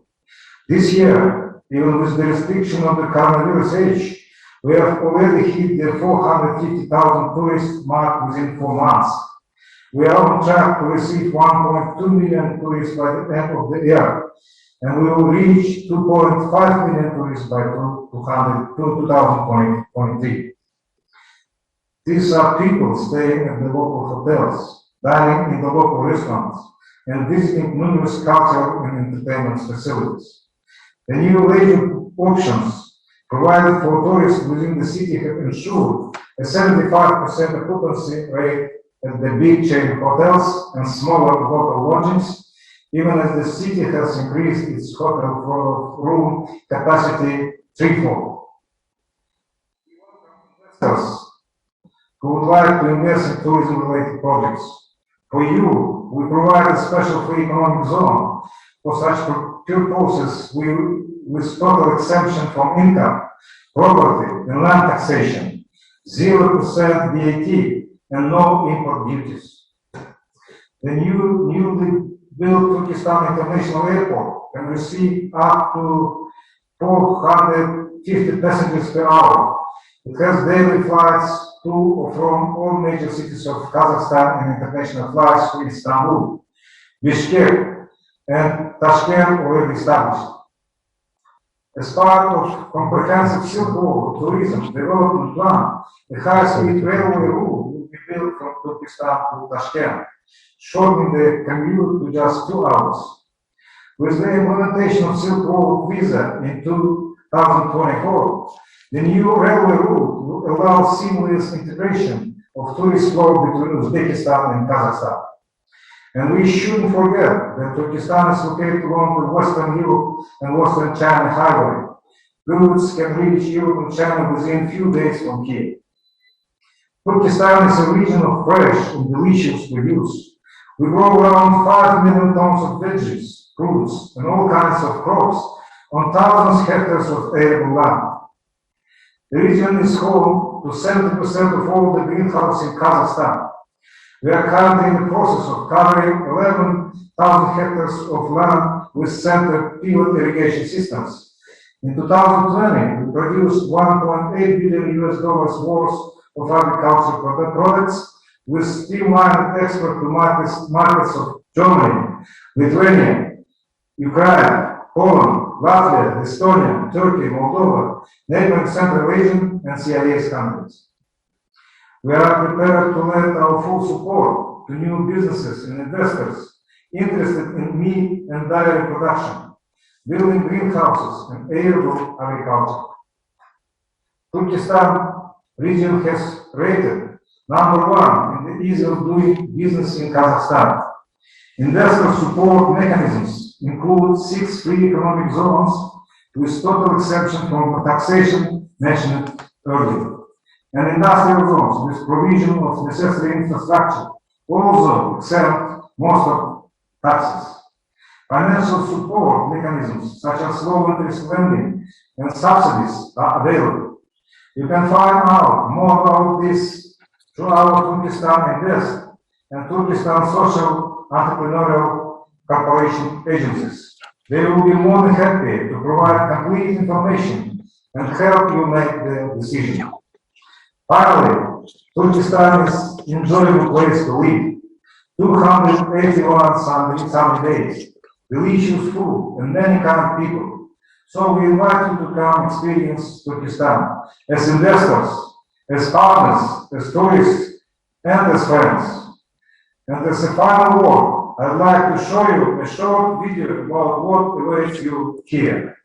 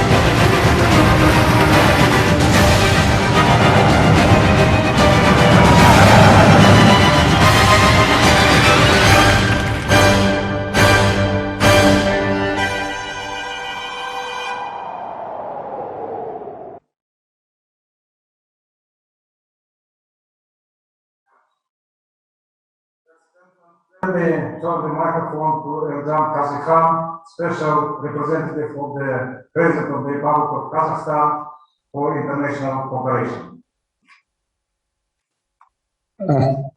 Thank you, Governor. Thank you. Before making my intervention, I would like to extend my sincere appreciation to you for the wonderful presentation that you made of the city of Turkestan, which is the cultural, spiritual, and historic capital of Kazakhstan.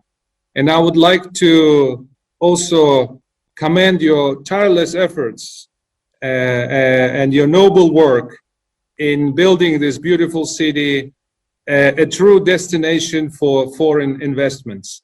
Thank you, Governor. Thank you very much. Ladies and gentlemen, distinguished friends, to begin with, I also would like to thank our good friend and partner, the CEO of the U.S. Chamber of Commerce, Ms. Susan Clark, and her team, as well as the CEO of Chevron Corporation, Michael Weir, for continuous support and commitment to facilitate strengthening of the commercial ties between Kazakhstan and the United States. I also would like to take this opportunity to thank the sponsors of this event, National Chamber of Entrepreneurs, and personally Chairman Ablay Mirzahmedov, Coca-Cola Company, and MasterCard. I'm delighted to see many longtime friends of Kazakhstan. I'm also very enthusiastic to welcome our new friends, trade partners, investors, and manufacturers. It is here in the very heart of the U.S. Chamber of Commerce where the first president of Kazakhstan, Nursultan Nazarbayev, and the leadership of the chamber co-hosted the high-level roundtable discussion with America's key business executives during the historic visit to Washington, D.C. in January 2018 that laid the foundation for the enhanced strategic partnership between Kazakhstan and the United States. Kazakhstan's commitment to the principles of the enhanced strategic partnership has been also reinforced during the visit of President Tokayev to New York in 2019, where Mr. President personally met with the CEOs of major American companies. Distinguished friends, the global pandemic has certainly affected conventional ways how we view many things and became a major stress test for all the countries throughout the world. Beyond doubt, it changed the economic outlook for many years to come. Kazakhstan is taking concrete measures to overcome these negative consequences of COVID-19. Just recently, Kazakhstan started rolling out its homegrown vaccine known as KAZAKH. The vaccine was developed by Kazakhstan's Research Institute for Biological Safety Problems and demonstrated 96% of efficacy in clinical trials. Currently, our government is working on the potential registration of KAZAKH with WHO and FDA, and I would like to extend our sincere appreciation to the U.S. government for helping us in this process. Climate change, as it was mentioned earlier, is a global challenge of the 21st century. Kazakhstan was the first country among the CIS states to ratify the Paris Agreement.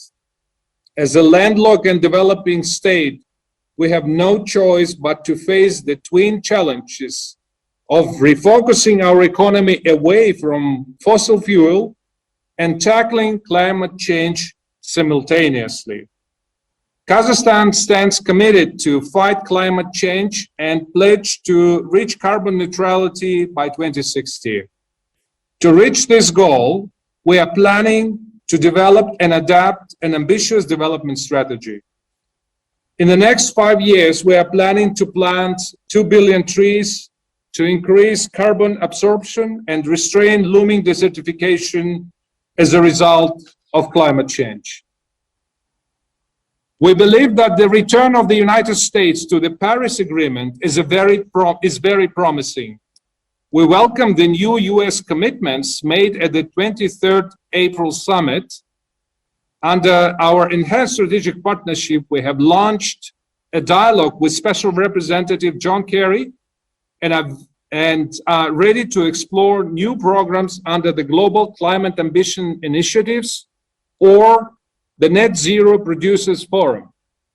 We will also seek additional green financing under the U.S. International Development Finance Corporation, the Millennium Challenge Corporation, and the U.S. International Climate Finance Plan. We are actively working on diversification of our energy sources with great emphasis on renewables. In this context, I would like to invite American companies to take part in green energy projects in Kazakhstan. Kazakhstan has a long-standing policy of legislative support to women and is a first Central Asian country to set up a national entity to promote gender equality. The government of Kazakhstan pays special attention to the issues of economic empowerment of women in our country, as it serves as one of the drivers of socio-economic development of our state. We strongly believe that the investing in women's economic empowerment leads to greater equality, poverty reduction, and economic growth for all.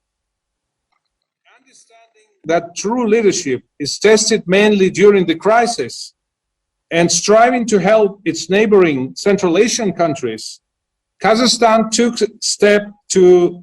a step forward to create a systemic mechanism on providing official development assistance through the creation of a Kazakhstan Agency for International Development called KAZAKH.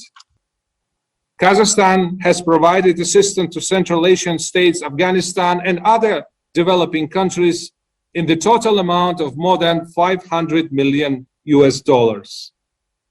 Dear participants, Kazakhstan continues to improve its legal regime for protecting intellectual property rights. We have a regular dialogue with the USPTO to learn its best practices in protecting IPR. As it was mentioned by my colleagues, one of the bold initiatives of Kazakhstan to attract investors and improve investment climate is the introduction of a new instrument, a strategic investment agreement.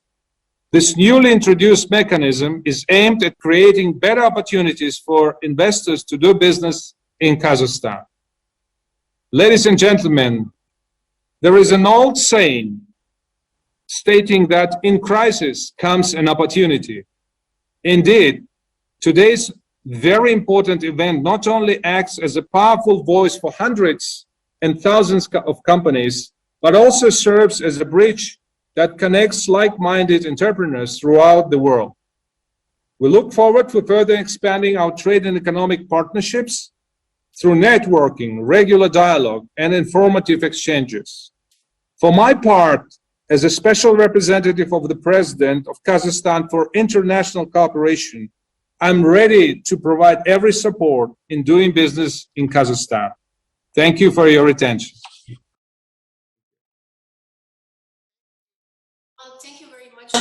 Good morning, good afternoon, good evening, everybody. It's a pleasure to be here and an honor to moderate the next session on agriculture and food. I think it's panel session 2. For us, it's the question on how do you maximize financing for development? How do you bring in the private sector to play that role together with government is a big question that we're always tackling when we're, designing projects and we're engaging in dialogue with government. So it's an honor, to moderate this session and to hear from the private sector all of their views. But to kick us off, we will have 2 opening remarks. And I would like to welcome Minister Omarov to say a few words. Minister Omarov is the Minister of Agriculture of Kazakhstan and has been the minister since 2019. So Mr. Omarov, the floor is yours. Доброго времени суток, уважаемые участники форума. Позвольте поприветствовать вас от себя лично и от Министерства сельского хозяйства Республики Казахстан. США является наиболее надежным партнером для Казахстана, в особенности в секторе экономики и сельского хозяйства. Казахстан со своей стороны является ведущим партнером США в Центральной Азии. Товарооборот сельхозпродукции и продуктов переработки сельскохозяйственного сырья между Казахстаном и США за 2020 год составил 143,9 миллионов долларов США. За январь-апрель 2021 года составил 36,2 миллиона долларов США. Несмотря на общемировые кризисы, произошедшие за последние десятилетия, торгово-экономическое сотрудничество между Казахстаном и США продолжает динамично развиваться. Принимая во внимание географическое расположение, земельные ресурсы, а также благоприятные климатические условия, Казахстан в будущем может играть важную роль в стабилизации и улучшении продовольственной ситуации в мире. В настоящий момент аграрный сектор Казахстана один из самых быстро развивающихся секторов экономики, обеспечивающий не только продовольственную безопасность страны, но и ее социально-политическую стабильность. Ведь сегодня в аграрном производстве занято порядка 20% населения. Порядка 45% населения проживает непосредственно в сельской местности. С этой целью реализуется государственная программа развития АПК, предусматривающая господдержку для производителей переработки сельхозпродукции. Приоритетами развития АПК является повышение производительности, внедрение новых технологий и переработка сельхозпродукции и экспорт. Приоритетным секторам развития АПК, имеющим значительно нераскрытый потенциал инвестирования, относятся молоко, молочные продукты, фрукты и овощи, масличные культуры, глубокая переработка пшеницы, мясная и органическая продукция. Производство различного вида мяса – это отличная возможность наращивания экспортных возможностей. Государством разработана и реализуется программа развития крупнорогатого скота, птицеводства, овцеводства и свиноводства. В целях привлечения инвестиций министерство ведет активную работу в поиске потенциальных инвесторов. На сегодняшний день на стадии реализации проработки находятся 3 инвестиционных проекта с участием американских компаний, таких как AHCO, Walmart Industries и Tyson Foods.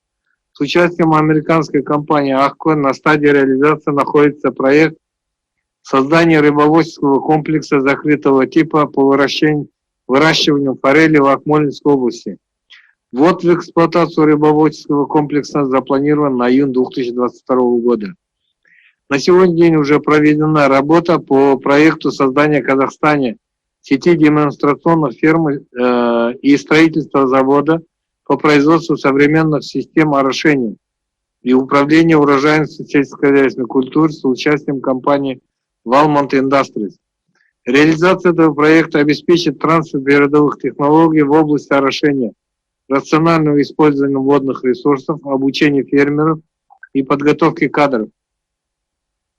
Таким образом, было подписано соглашение об инвестициях между правительством Республики Казахстан и совместным предприятием компании Kusto Group и Walmart Industries. Компания Tyson Foods на первом этапе планируется создание мясоперерабатывающего завода с мощностью забоя не менее 2000 голов в сутки. В рамках этого проекта будут созданы сети откормочных площадок, репродукторов, будет развиваться кооперация с фермерскими хозяйствами, что позволит создать порядка 2500 новых рабочих мест, в том числе и в смежных отраслях экономики. В настоящее время проводится работа по подписанию соглашения об инвестициях в агро-мультипротеиновую промышленность Казахстана между правительством и компаниями Kusto Group и Tyson Foods. Мы надеемся, что придем к общему пониманию, отвечающему интересам обоих сторон, и в скором времени успешно подпишем данное соглашение. Правительство Республики Казахстан уделяет особое внимание развитию сельского хозяйства и держит на особом контроле реализацию инвестиционных проектов. Реализация совместных проектов даст экономике страны хороший импульс и развитию агропромышленного комплекса Казахстана. В В заключение моего выступления хотел бы подчеркнуть важность дальнейшего развития казахстанско-американских отношений в направлении сельского хозяйства и пожелать всем участникам укрепления деловых партнерских отношений в достижении намеченных целей. Спасибо.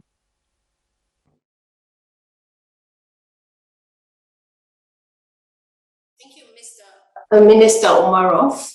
I'll now invite Mr. Clay Hamilton, the Associate Administrator of the Foreign Agriculture Service of the U.S. Department of Agriculture, to also share a few opening remarks. Mr. Hamilton, the floor is yours. Very much, Ms. Youngblood. I really appreciate this opportunity, and I appreciate the thoughts and comments that Minister Umarov made.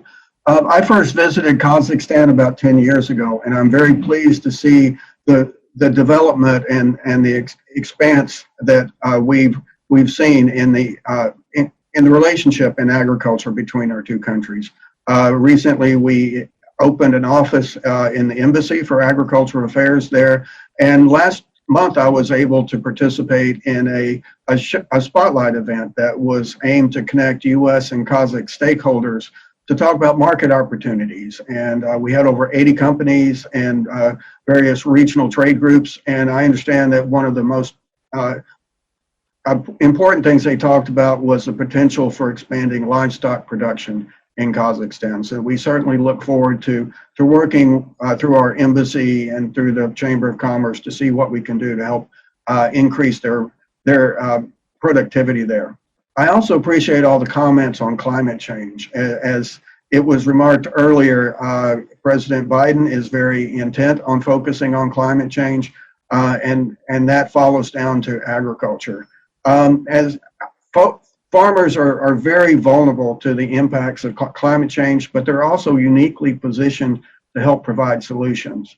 This is not a problem that one country created, so it's something that we all have to work together, and we look forward to opportunities to continue collaboration with Kazakhstan to see what we can do to identify technologies, practices, or other things that would be suitable for our farmers to try to improve their position. In USDA, we're investing in innovation to enhance existing approaches. We want to deliver new ways to grow and use food and fiber, and to build more resilient food production systems. And I think that's something that Minister Umarov is very interested in doing as well. I applaud their efforts to be climate neutral by 2060, to plant trees. Those are all very good steps. And I was also very pleased to hear that they're focusing on gender neutrality and reaching out to groups, because for agriculture, this is, particularly in climate change, this is something that we need to really focus on for small farmers, women, families, youth, and other areas. I also want to encourage Kazakhstan, particularly in their Eurasian Economic Union, as they're developing regulations and looking to expand trade opportunities. We hope that they will continue to focus on science-based decisions and make sure that as they go through and develop their regulations, they look to the international standard-setting bodies such as Codex, the World Organization for Animal Health, and the International Plant Protection Convention. Those organizations provide an excellent source for information and guidance on how to develop programs and regulations that allow trade. Those are some things that we support very strongly. We look forward to continuing discussions with Kazakhstan and provide more information on these as they move forward. I think this is an excellent opportunity to have programs like this. We appreciate all of your participation, and we look forward to hearing the results of this conference and seeing what are the areas that we can do to work together, share information, collaborate, coordinate. As I mentioned, we're all in this together as far as climate change and trying to protect farmers. And so we see a lot of potential in this type of partnership. So thank you very much. I look forward to hearing the results of this conference and seeing what our next steps will be. Thank you very much. Mr. Hamilton, very much appreciated. We're now moving to our distinguished speakers. and we have 6 speakers. And given that the time is quite limited, we're going to have a number of questions to each speaker rather than having a whole presentation. So I'm going to start with our first distinguished speaker, Mr. Stephen Kanievsky. He is the CEO of Development Industries, and I'm not going to, I mean, they all have very distinguished biographies, and so I'm not going to list all of them because I think we're short of time and we'd rather spend some more time on the questions. So he has been the CEO since 2018. So Mr. Kanievsky, as a first question, we already heard the minister also speaking about the work with Kustu Group. So how important can the Velman Kustu project be in Kazakhstan's effort to diversify its economy? Okay. Well, thank you again to the entire panel, and thank you to Minister Omrov for his support in our agreement. I wanted to start off by saying my home state of Nebraska produces $25 billion of economic development around agriculture with less than 2 million people. And so not dissimilar to the country of Kazakhstan that has tremendous lands and water and natural resources available to it. This is the opportunity that we believe that this agreement helps to move the entire agricultural effort forward. And as we heard from the panel earlier, COVID really did change some things around both food security, as well as, I think, expedite the environmental, social, and governance efforts of food producers around the world to show that we can do this in a very responsible manner. And as we see from the top down, the Unilevers and Nabiscos, other types of food companies really are pushing down through the producer segment those requirements to demonstrate environmental effectiveness. And I think our project really stands at the forefront of doing that. It'll use the latest technologies out there to conserve water. And as you not only conserve water, you get more yield from the land that you've already put into production. You bring less land actually into production. You don't have to destroy as much forest. You don't have to use as much resources to spray, to seed, everything else that goes with it. And so the real benefits for Kazakhstan will come around broad-based economic development. As the minister mentioned, it gets out, there's less concentration in ag, so you kind of can get it out throughout the country to a number of people. And really, I think that is one of the biggest benefits that we see is that this will really lead to a protein-based ag economy that can support the entire region as it grows, the population grows, and diets improve throughout the region. It's also going to create an ecosystem that around protein. And we've gone into other places around the world that have become bread baskets and protein baskets, whether that's Australia, New Zealand, Brazil, South Africa, other places. And it's this kind of technology that to know that the food sources of the cattle, lamb, chickens, and others will be there that allow other companies to follow. And so, we relish our opportunity to be at the forefront, to be the first to move in, to do that, and really look forward to the opportunity to help the country of Kazakhstan make that significant change. Thank you very much. I think you're hitting all the right spots there, kind of that we're thinking also, in terms of development of the agriculture sector and how the agriculture sector can contribute to the economic development. But as a second question to you, why did you decide to choose Kazakhstan for your investment? How was your cooperation with government and, the support that you were provided to ultimately make the decision that you are, establishing there? Sure. Well, I think first and foremost, I'll give a lot of credit to the government and the entities within Kazakhstan that reached out to us, KazInvest, the Minister of Ag, the Prime Minister's office. Everyone really worked, I think, very tirelessly on that front to really ensure that we could find a win-win situation for both our company, our shareholders, as well as Kazakhstan and Kusto Group. And so why did we look at that? We saw an intention to really diversify the economy. We saw a land and a people that wanted to do it. And ultimately, from just a geopolitical perspective and from an economic perspective, we believe that Kazakhstan can stand at the forefront of supplying agricultural products into Asia, to China, to Eastern Europe, and frankly, anywhere around the world. They have all the natural resources. They have a people and a spirit that really want to work on this. And frankly, the opportunity looks very similar as it would here in Nebraska 100 years ago. You know, the land is ready, and now with the latest technologies, to do it even better this time as a way to help support really the global expansion of our population and do it in such a way that conserves resource and improves life. Thank you very much.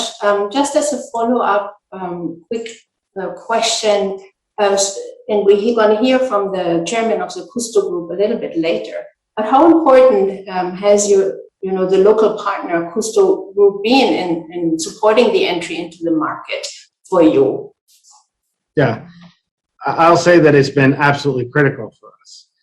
The way we go around the world and why we've been successful as a company in a global development perspective is we know how to bring our technology, we know how we can manufacture the product, and as well as the engineering and the know-how.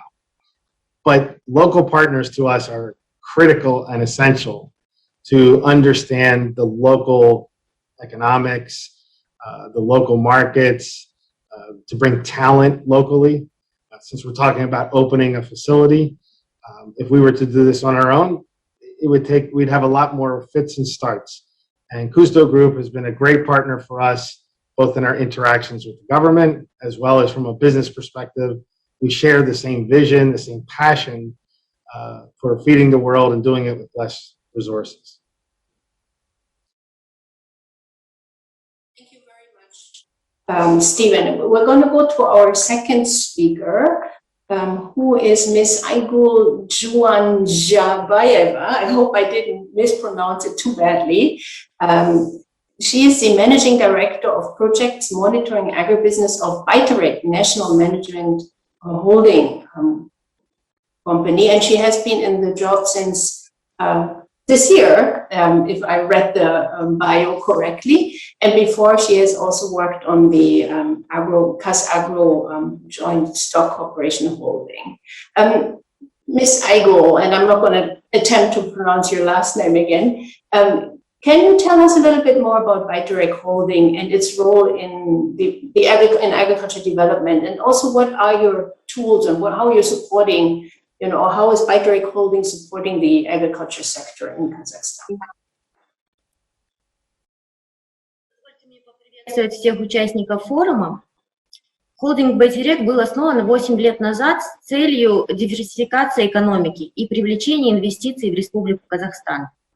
На сегодняшний день холдинг Biterec – это ключевой национальный институт развития Казахстана, управляющий 12 государственными финансовыми институтами в таких сферах, как индустриальное инновационное развитие, развитие малого и среднего бизнеса, поддержка сельского хозяйства, продвижение несырьевого экспорта и выполнение задач в жилищно-строительном секторе. За этот период холдингом было поддержано более 116 тысяч новых проектов, в том числе проекты по модернизации и расширению существующих производств, ориентированные на повышение производительности труда и расширение рынков сбыта. С начала этого года холдинг Biterec стал основным оператором госпрограммы по развитию сельского хозяйства в стране. С марта 2021 года был создан единый институт развития путем слияния с ранее существовавшим холдингом KAZAKH.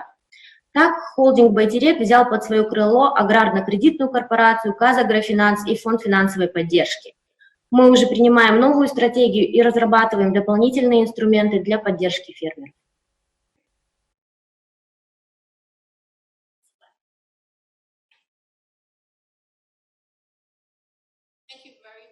So just as a follow-up question, so how does Bidirect Holding facilitate, more international cooperation and, foreign investments to kind of further develop the agriculture sector?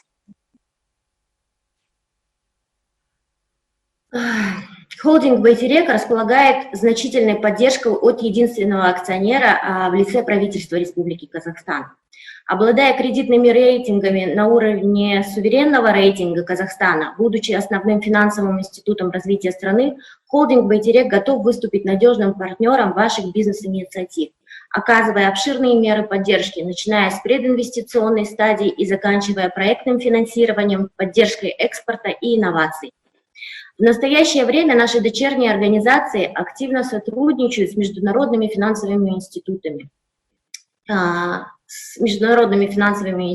и институтами развития, такими как JP Morgan Chase Bank, Европейским банком развития и реконструкции и развития, Азиатским банком развития, Международной финансовой корпорацией, а также с крупными иностранными фондами, включая Mubadala Investment Company и другими. Более того, в настоящее время одним из стратегических направлений нашей деятельности является и развитие инновационно-технологического предпринимательства. Совместно с дочерней компанией KAZAKH Ventures в прошлом году нам удалось заинтересовать крупнейшие венчурные фонды США и Сингапура, а также создать совместные фонды для поддержки как казахстанских, так и зарубежных стартапов.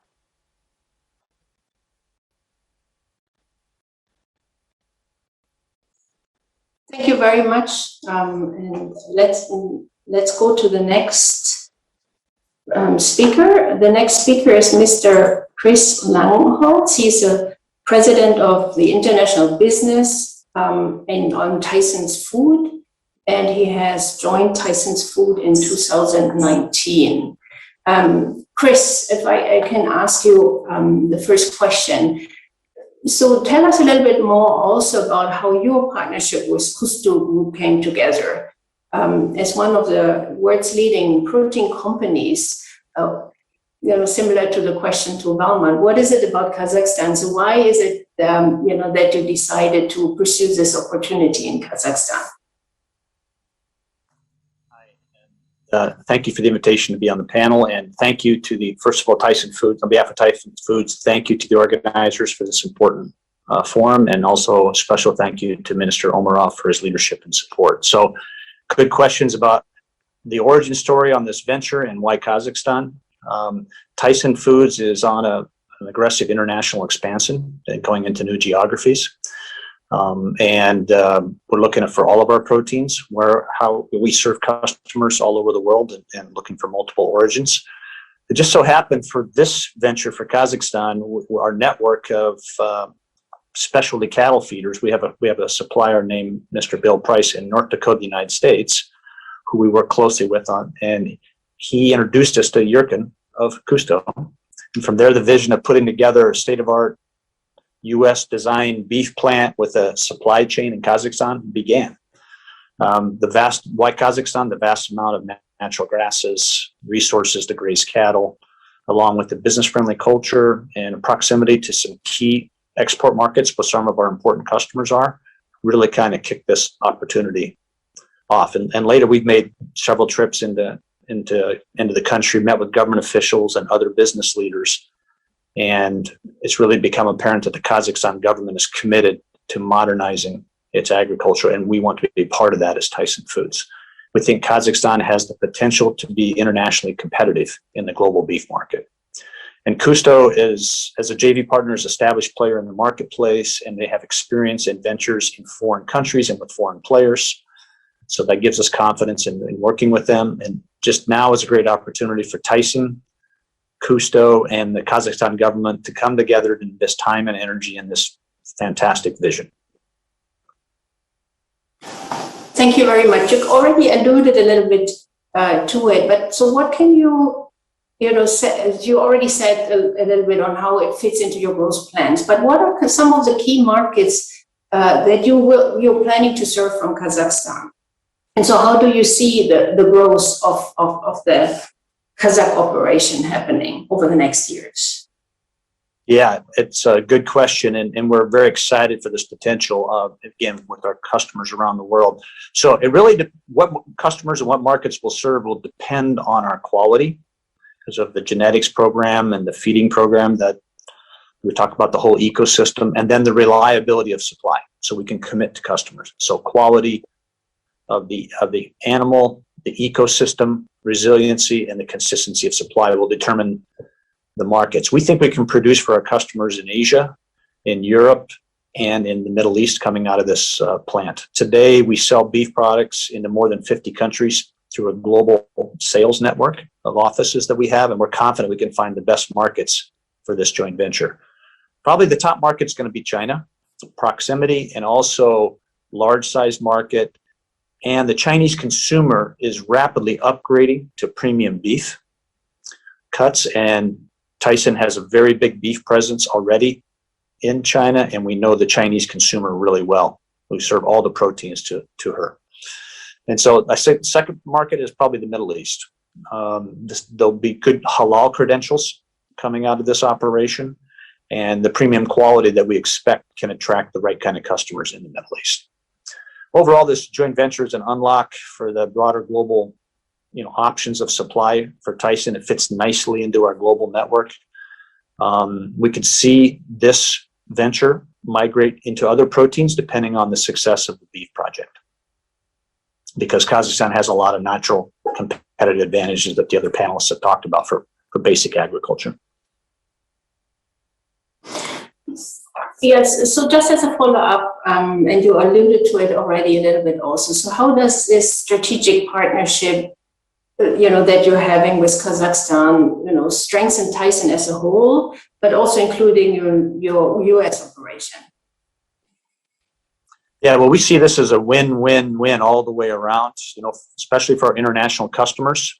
They win because they have another choice of supply for high-quality beef, and that's really important. Beef consumption is really strong in many of the markets. And for Tyson, we bring our technology and our U.S. beef industry know-how. We blend that with Kusto's local insights and capabilities to come together to take a big leap forward to advance the development of a modern beef livestock supply chain in Kazakhstan. So we're both excited and confident about this vision. The venture will be a foundation for an extended number of collaborations between Kazakh and U.S. agricultural institutions, from private companies to universities, research centers, and government agencies. So what do we expect as Tyson to learn a lot about international market development in this process, while simultaneously supporting Kazakhstan's development. Thank you very much, Chris. And from our side, since we've also been working on the the livestock sector, we're quite excited also about this question on sustainability and inclusiveness of the sector, and how do you bring more farmers into the picture. So I think that is something that we'll hopefully see a lot of as this is going forward. So thanks a lot for answering the question. And so we're going to move on with the next speaker. The next speaker is Mr. Yerkin Tatishev. He's the chairman of the Cusco Group. And,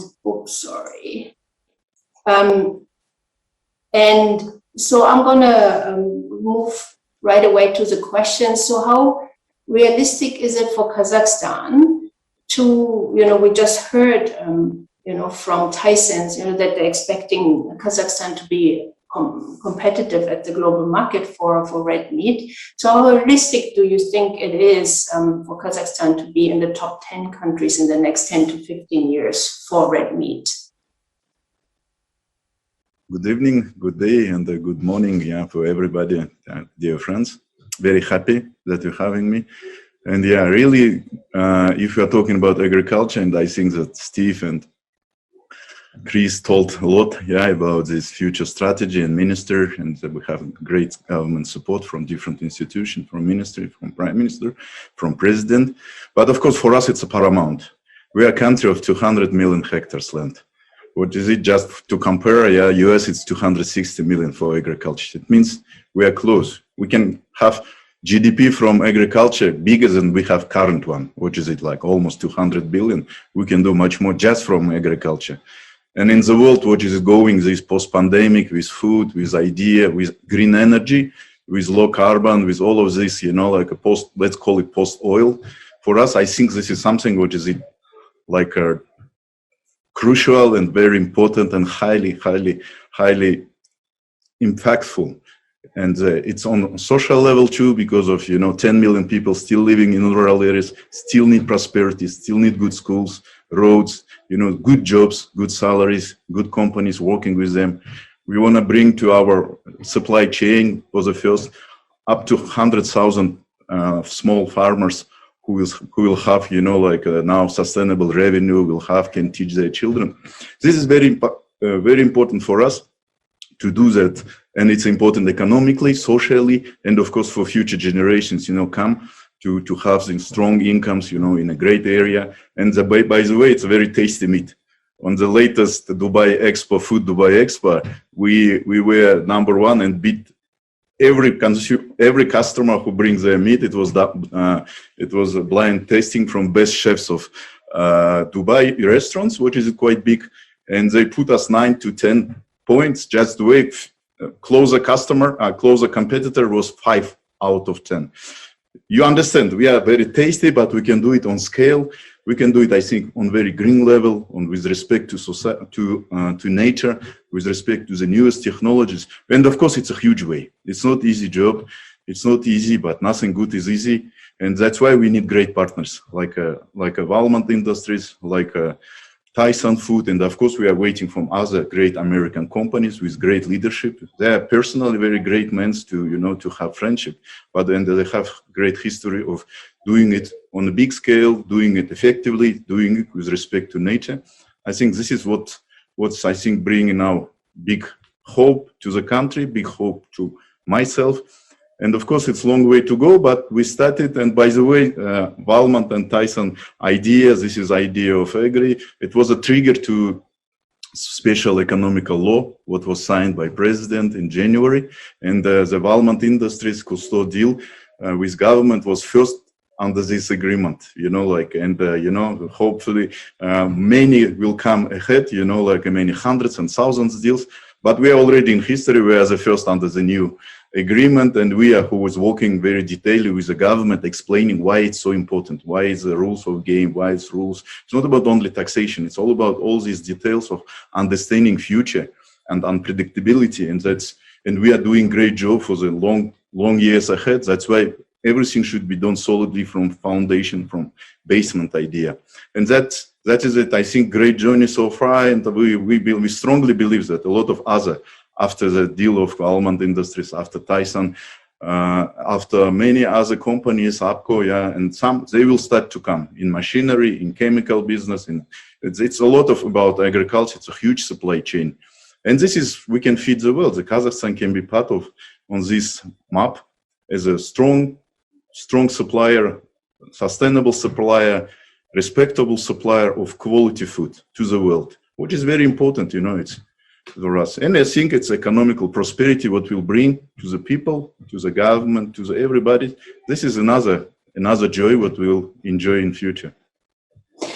Thank you very much. You already alluded to that. So as you grow your agriculture production, the question on sustainability, and concerns for natural resources becomes stronger. So, how can Kazakhstan address this problem that, when you're increasing your agriculture production, how do you take account of the great companies with great technology? That's why Texas A&M, it's a leading university for agriculture, is coming. It just signed big agreement with the government of Kazakhstan about knowledge, like a knowledge supply, all about sciences, all about these high standard qualities.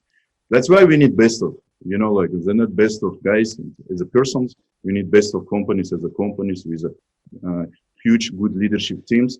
And of course, we need knowledges, we need educational, a lot of support on that case. And we see it's moving quite fast. Myself, I'm in board of trustees, few universities in Kazakhstan, and by a few months ago, we signed to open big hub between Alma University and Arizona State University, which is one of the biggest and leading university. coming from that area with a lot of huge development, and they creating regional hub for different education here for all regions, for all Central Asian and Asian. This is a good sign. You see that when is it knowledge will come, quality people, quality company, and we have Swiss, we love our own land, we don't want to kill them, we want to protect it for the 1,000 years ahead. I think altogether somehow it should work in a nice formula. Thank you. And just as a follow-up, I also understand, that you're focusing a lot on local production of modern agriculture seeds. So why has that become a priority for your Cusco group? Yeah, we started several, and I forgot to mention about 3G Baumgartner. It's a small but family with 30 years experience who is working non-GMO seeds, and they come as the first comer, for this new frontier. They come to help us to impact the Kazakhstan and the family of Baumgartner. Because for everything to start, you need seeds. You need quality seeds. You need high-level science seed. What is it natural? What is it not hormone change? In Kazakhstan, we don't have GMO allowed. That's why we're having natural and with new technologies, with the pivot system, with all these agricultural processes, and we can create all this with hundreds of thousands of farmers. And of course, offtake like Tyson companies who is working in 50, 70 countries around the world. I think this is going to be a nice chain, which is helping in each part to each other. And with support of government altogether, looks like it can work and can change a lot of stuff. And I'm happy to hear it. And I'm happy that on this panel, we talk a lot of agriculture. This will be future fuel and energy of Kazakhstan. Thank you very much, Mr. Tatishev.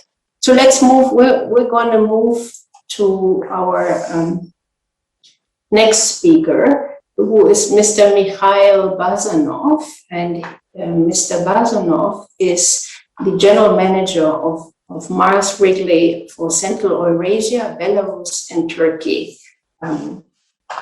Mr. Bazarov, just move to my questions here. Could you share about the development of the regulatory landscape in Kazakhstan? And so how was your experience in engaging with authorities on, assessing impacts of regulations and, and engaging in the business environment, which is often, something we hear a lot from the private sector, that this is, a difficult area to overcome. So tell us a little bit about your experience. Yes, dear Frog, thank you for your question. Just want first to check that you can hear me well. We hear you well. Very good, thank you. Dear Mr. Minister of Agriculture, dear ladies and gentlemen, thank you for this opportunity to take part in this meeting and share our experience on engaging with authorities and on regulatory impact analysis. But before that, let me share a little bit about our business. So Mars is a big American confectionery, food and pet care company. And I'm sure that all of you know our brands like Snickers, Twix, M&M's. We also produce chewing gum, Orbit, Bounty. We have pet care products under Whiskas and Pedigree brands and many others. We are one of the largest confectionery producers in the world and one of the largest manufacturers of pet food. We have offices in many countries. In Kazakhstan, the business was formed in 2010, and we are currently responsible for operations in 12 countries, so countries like Turkey, Belarus, Caucasus, Moldova, and Central Asia. They all report to our hub office, which is in Almaty, Kazakhstan. So before going to this question, I also want to express the gratitude to the effective measures of controlling COVID-19 pandemic that was taken by the Republic of Kazakhstan. Unfortunately, coronavirus continues to spread around the world, and we see that hundreds and thousands of new cases appear every day. In the Republic of Kazakhstan, in turn, we see that the Republic has taken the right measures, and we see that the healthcare system has been redesigned to meet the new challenges. And also we see that the number of new cases are decreasing, which is very good for the business. And I am sure that it's due to the tremendous work done by the authorities, medics, and people of Kazakhstan. Turning to the question of the technical regulation, I want to know that in recent years, Kazakhstan has made a big step forward to enhance the regulation of consumer goods market. And we see that legal norms are harmonizing to the international standards and updating in response to changing market conditions. On the systematic basis, business is being invited to assess and analyze the regulatory impact of new laws and rules, which is very good. And industry holds assessment and shares about common international practices that helps to elevate the regulatory landscape in Kazakhstan. Today, Kazakhstan is working on improving regulation in the field of veterinary medicine. And for our part, it's extremely important as we produce and sell a lot of pet food products. So we would like to share the practice of controlling veterinary goods circulation, and in particular cats and dog foods. We call it pet food. So currently pet food is subject for double veterinary certification. So first time is done when companies produce and import pet food to Kazakhstan. And second time when business ships product across the country to sell in trade outlets, which is happening after product has been already certified. So every single shipment currently must go through the second veterinary certification, which is quite a big hurdle to everyone. And this practice does not exist in many other countries, as pet food is not a subject to veterinary certification during these shipments across the country, inside the country. So also I need to say that the manufacturing process of pet food includes high processing temperature and pressure, and high quality consumer package is also included. And this ensures the highest safety of pet food products that makes the second veterinary certification quite unnecessary. So we believe that veterinary control for producing and importing products should remain in place, of course. However, we propose to consider the option of setting a category of low veterinarian risk products and do not apply the requirements of the second veterinary certification when the company ships the product to trade outlets. This will reduce the workload of veterinarians and free up resources to control more high-risk categories like fresh milk and fish and meat. It will also have positive effect on the business. So we kindly request to reconsider the rules of pet food veterinary certification. It's in Russian, it's called «Правила сопровождения ветеринарными документами кормов для непродуктивных домашних животных при дроблении и перемещении по территории Республики Kazakhstan». It's a common practice in the world. So in our turn, we are ready to share the expertise from other countries and take part in the discussion of this case. Thank you. Thank you very much, and I think that's a good example of how where business regulations and procedures sometimes can also facilitate further private sector engagement. But could you tell us a little bit more about, you already alluded to it on the COVID impact and situation, but what are your priorities to manage your business through the COVID pandemic? Yeah, thank you for your question. Our first and foremost priority was to ensure and is to ensure safety of our associates. And since the start of pandemic, we have been following all recommendations and guidelines shared by authorities. There has been a bit of ambiguity in the very beginning, I need to say, but still it helped us to navigate and set focus areas for management through the pandemic. We have changed ways of working, started to operate remotely. As we are a food company, we could not avoid our sales team to work 100% from home. However, we minimized exposure by restricting timings of face-to-face meetings with customers in the trade.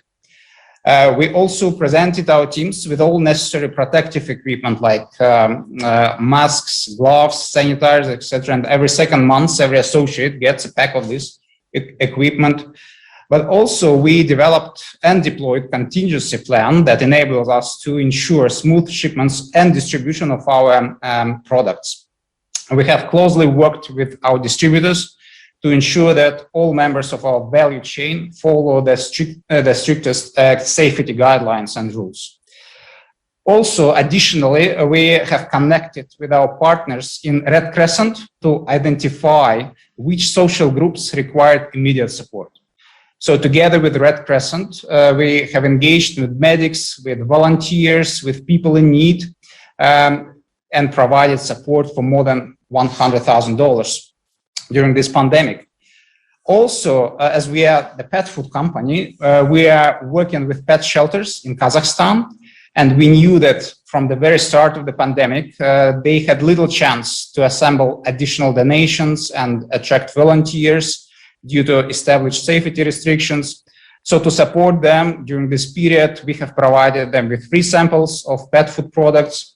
And together with one of our retail partners, a supermarket chain called Small, we have launched social activation, inviting consumers to donate for pet shelters. So we continue to follow all sanitary guidelines and rules. We continue to promote safety rules and encourage associates to vaccinate. Safety of our associates would remain our priority, definitely, and safety guidelines and actions coming from authorities will help us to manage through this crisis. Thank you. Thank you very much. Let's try to go back to Mr. Guzo. Yeah, I guess finally I did it. Super.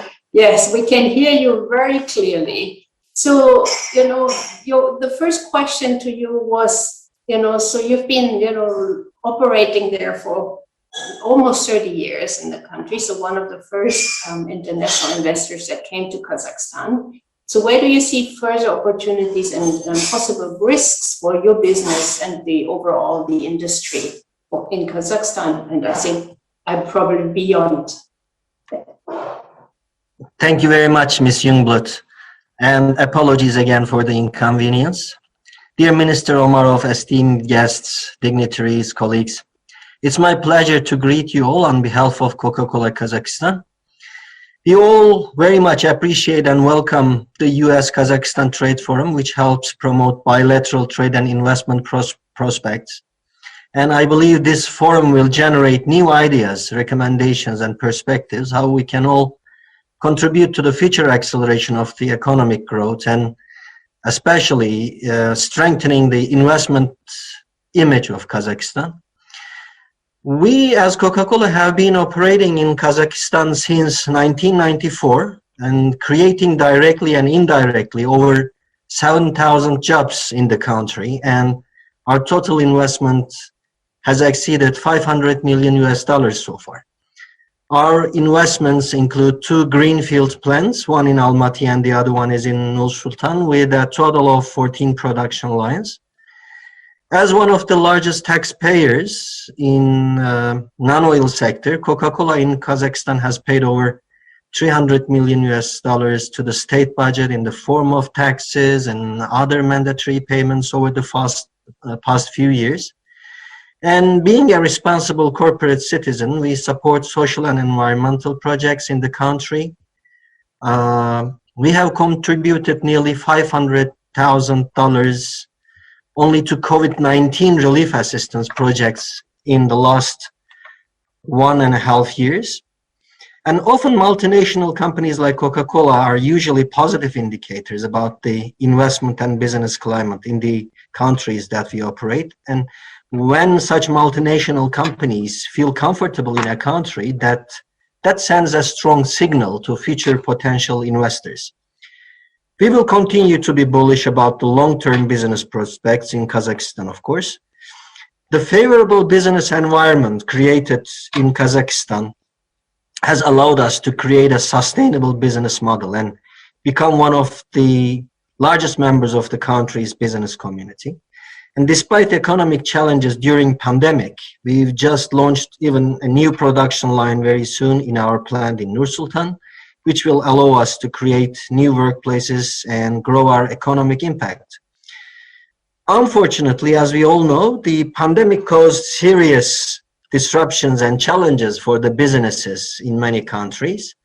Therefore, we commend the economic recovery strategy of the government of Kazakhstan, which set right priorities and launched series of reforms. While striving to recover the economy, the government initiated several supporting measures for small and medium enterprises. However, as you have asked about if there are any risks or not, there are some initiatives that we are concerned about, such as implementation of traceability labeling system, which is digital marking, for some categories of goods and products. We understand that this measure is aimed to eliminate issues with illicit trade in the market in regard of certain products, especially tobacco and alcohol, while we should acknowledge that this is not an issue for our industry, for the beverage industry. For the last 7 years, our company didn't face a single case of illicit trade or counterfeit production. And implementation of traceability labeling requires additional investments, and international experience shows that due to the complexity, complicated implementation mechanism, it is very likely to cause disruption of production process, which will impact our volumes and financials, and subsequently will force us to revise some of our future investment plans. We continue dialogue and cooperation with the government and industry on this subject, and we are sure we will find a win-win solution in such situation. Economic growth is unlikely if there is burdensome regulation provided. Our hope, our expectation, and our request is that the burden on business will not increase in the near future, and the country's leadership will be able to maintain the fair regulatory environment and attractive facilitating investment climate in Kazakhstan. Thank you very much. I think, you're raising a very interesting point on the traceability, because I guess this will depend a little bit on products, because it is not necessary. It's also a consumer demand, or we see, in a lot of our dialogue with various countries, we're seeing that countries have to get ready for more digital and more traceability, given that this is kind of what the markets that you're exporting to are demanding. So I think that's an interesting discussion to have and to think about going forward. But a second question to you: what is the strategy of Coca-Cola in regards of attracting and working with local suppliers? The Coca-Cola system is a global business that operates on a local level and touches almost every community around the world. And we as Coca-Cola İçecek conduct bottling and distribution operations with 25 plants in 10 countries in our region. And mainly our products are produced, distributed, and sold locally, and we are always interested in opportunities to source locally where it is possible. A bottle of Coke creates added value for multiple sectors during its journey from the production line to the consumer, and therefore local suppliers of raw materials and services is of our interest. Many sectors, including agriculture, production, transportation, media, distribution, retail, packaging, and government services play a role in the production of a single bottle of our products. Our business stimulates job creation across our value chain, and we want everyone who touches a Coca-Cola, from upstream supplier to customers to consumers, to benefit from it. We reach to almost 60,000 point of sales fortnightly. With our extensive sales and distribution network, we support local retailers to enhance their businesses by providing assets and training. We also help our suppliers to increase their international competitiveness through substantial contributions. And we have always been interested in already purchasing many raw materials locally in Kazakhstan.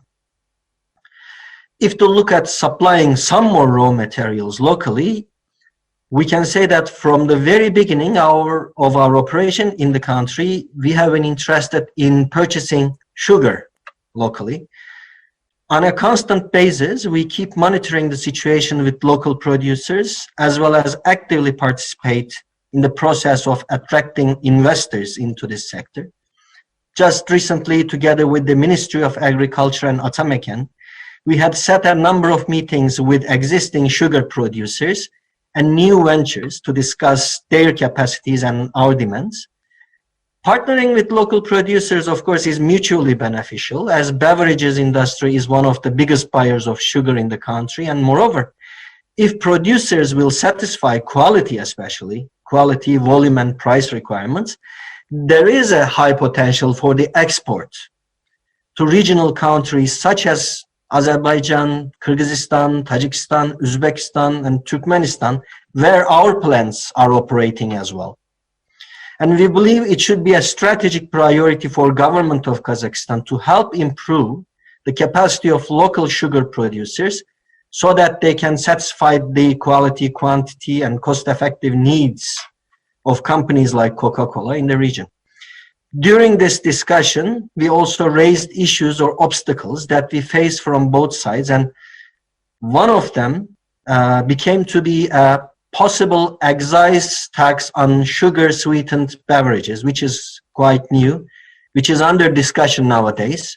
And this initiative concerns us and sugar producers as it directly affects terms of partnership. In such situations, we are unable to commit and plan anything as we expect significant price increases on our products. And as a consequence, there will be a high inflow of imported products from Eurasian Economic Union countries, which do not have sugar excise tax for beverages. And these factors will directly affect our production volumes. So our demand won't be fixed, even will be diminishing. And overall, the local prices will increase. Kazakhstan's export will decrease, whereas import will increase.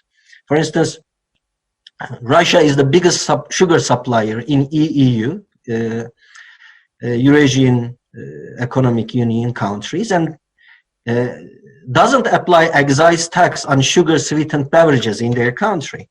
Kazakhstan market is very dependent, especially in quality sugar, on foreign and mainly Russian suppliers, not only in terms of prices, but volume as well. Therefore, development of Kazakhstan sugar producing industry is of a high importance, while introduction of regulations such as excise tax on sweet beverages could be a very big barrier to its development.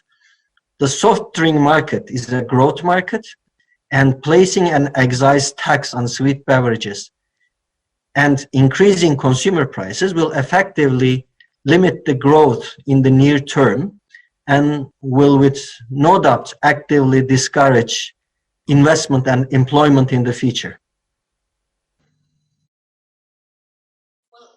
Very much for these comments. I think, from just, if I'm allowed to make a remark kind of from the World Bank perspective on that, I mean, we're looking also increasingly kind of into the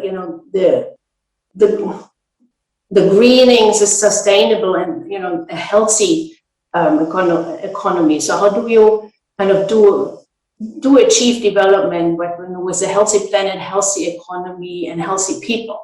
And also, in that sense, all of this needs to be thought about together, and solutions need to be found that work for all sides. And for Central Asia, we're seeing, particularly as part of the COVID situation now, increasing food prices. And so from our side, we're also having some concerns on, how can particularly poorer parts of the population afford a healthy diet.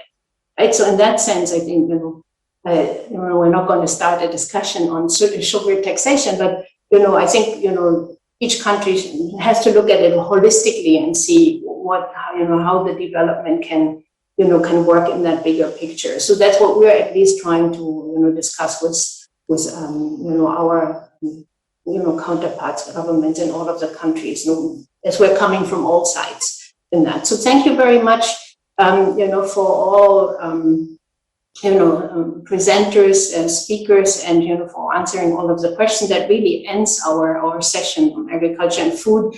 But in a way, it's just the beginning in many ways. So there's so much potential, on agriculture and food in Kazakhstan. So I think it was really exciting to listening to you and, to hear your vision and ambitions for the country. And, we look forward to see more of it. We look forward, for, smallholder farmers to be integrated into these value chains, to, open up new potential. So it was really exciting to hear your views and your ideas on that. So thank you very much. And I'll hand over to the overall moderator.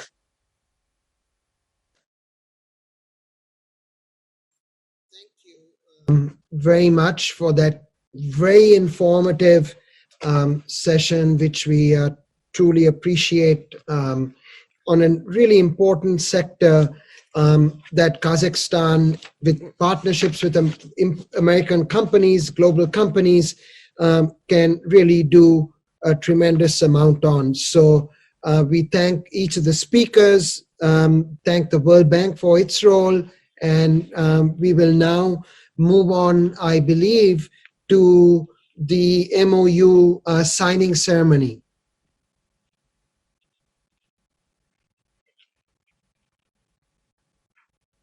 I'll wait for our technical folks now to take it to the MOU signing ceremony. While they tee that up, I just want to thank the organizers of the event today.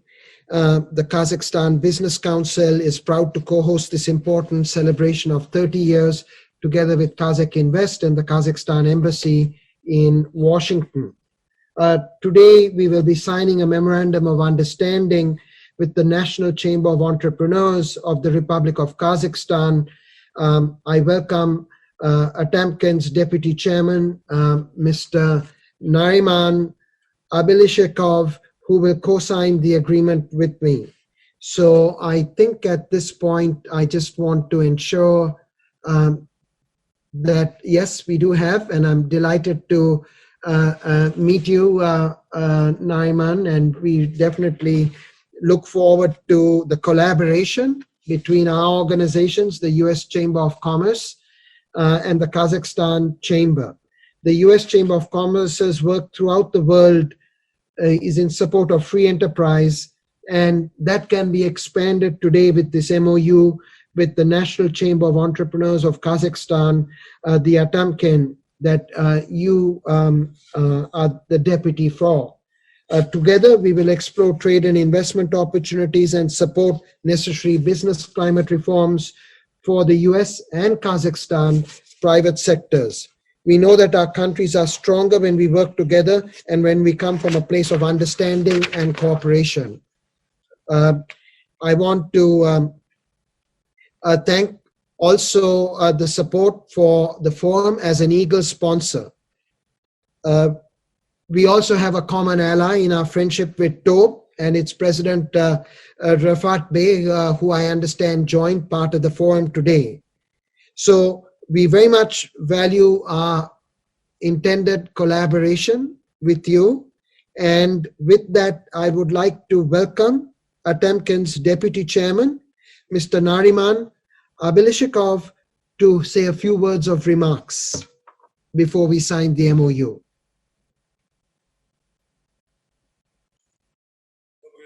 Вечер, дорогие участники юбилейного 30-го форума, посвященного установлению дипломатических отношений между Соединенными Штатами Америки и Республикой Казахстан. Я выражаю надежду, что итоги форума и подписание меморандума о взаимопонимании между Национальной палатой предпринимателей Атамекен Республики Казахстан и Торговой палатой Соединенных Штатов Америки станут значимым вкладом в процесс развития взаимовыгодного торгового, экономического и научного сотрудничества между предприятиями-членами двух государств. Позвольте пожелать участникам форума успешной и плодотворной работы. Благодарю за внимание. Well, thank you. And unfortunately, it is a virtual environment, but we will shake hands in person. But we are delighted to sign the MOUs.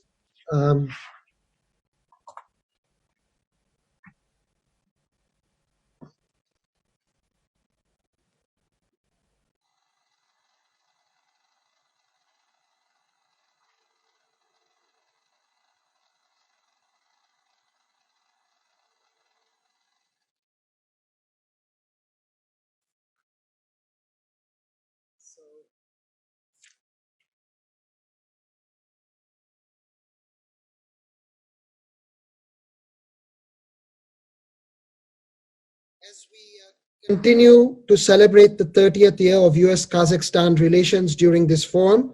The U.S. Kazakhstan Business Council will build on this momentum and this MOU with an agenda focused on realizing the full potential of the key sectors that will be discussed again, that were discussed today and that will be discussed again tomorrow.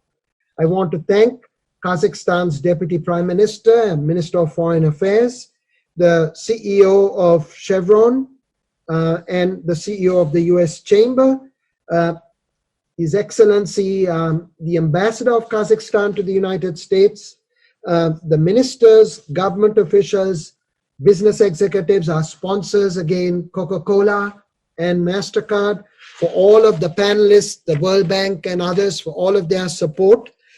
We have a very exciting program tomorrow, and we certainly look to everyone joining. We will have opening remarks with Diane Farrell, the Undersecretary of Commerce, and the Minister for Justice. Then we will move on to an energy and mining, green technology and rare earth metals as well session. After that, we will have a session that focuses on digital transformation before we close it up with addresses by Yerzhan Ashikabayev, the Kazakhstan ambassador to the US, and William Vilmosa, the US ambassador to the Republic of Kazakhstan. We thank all of the folks that joined today, and we look forward to a very successful day tomorrow. Thank you.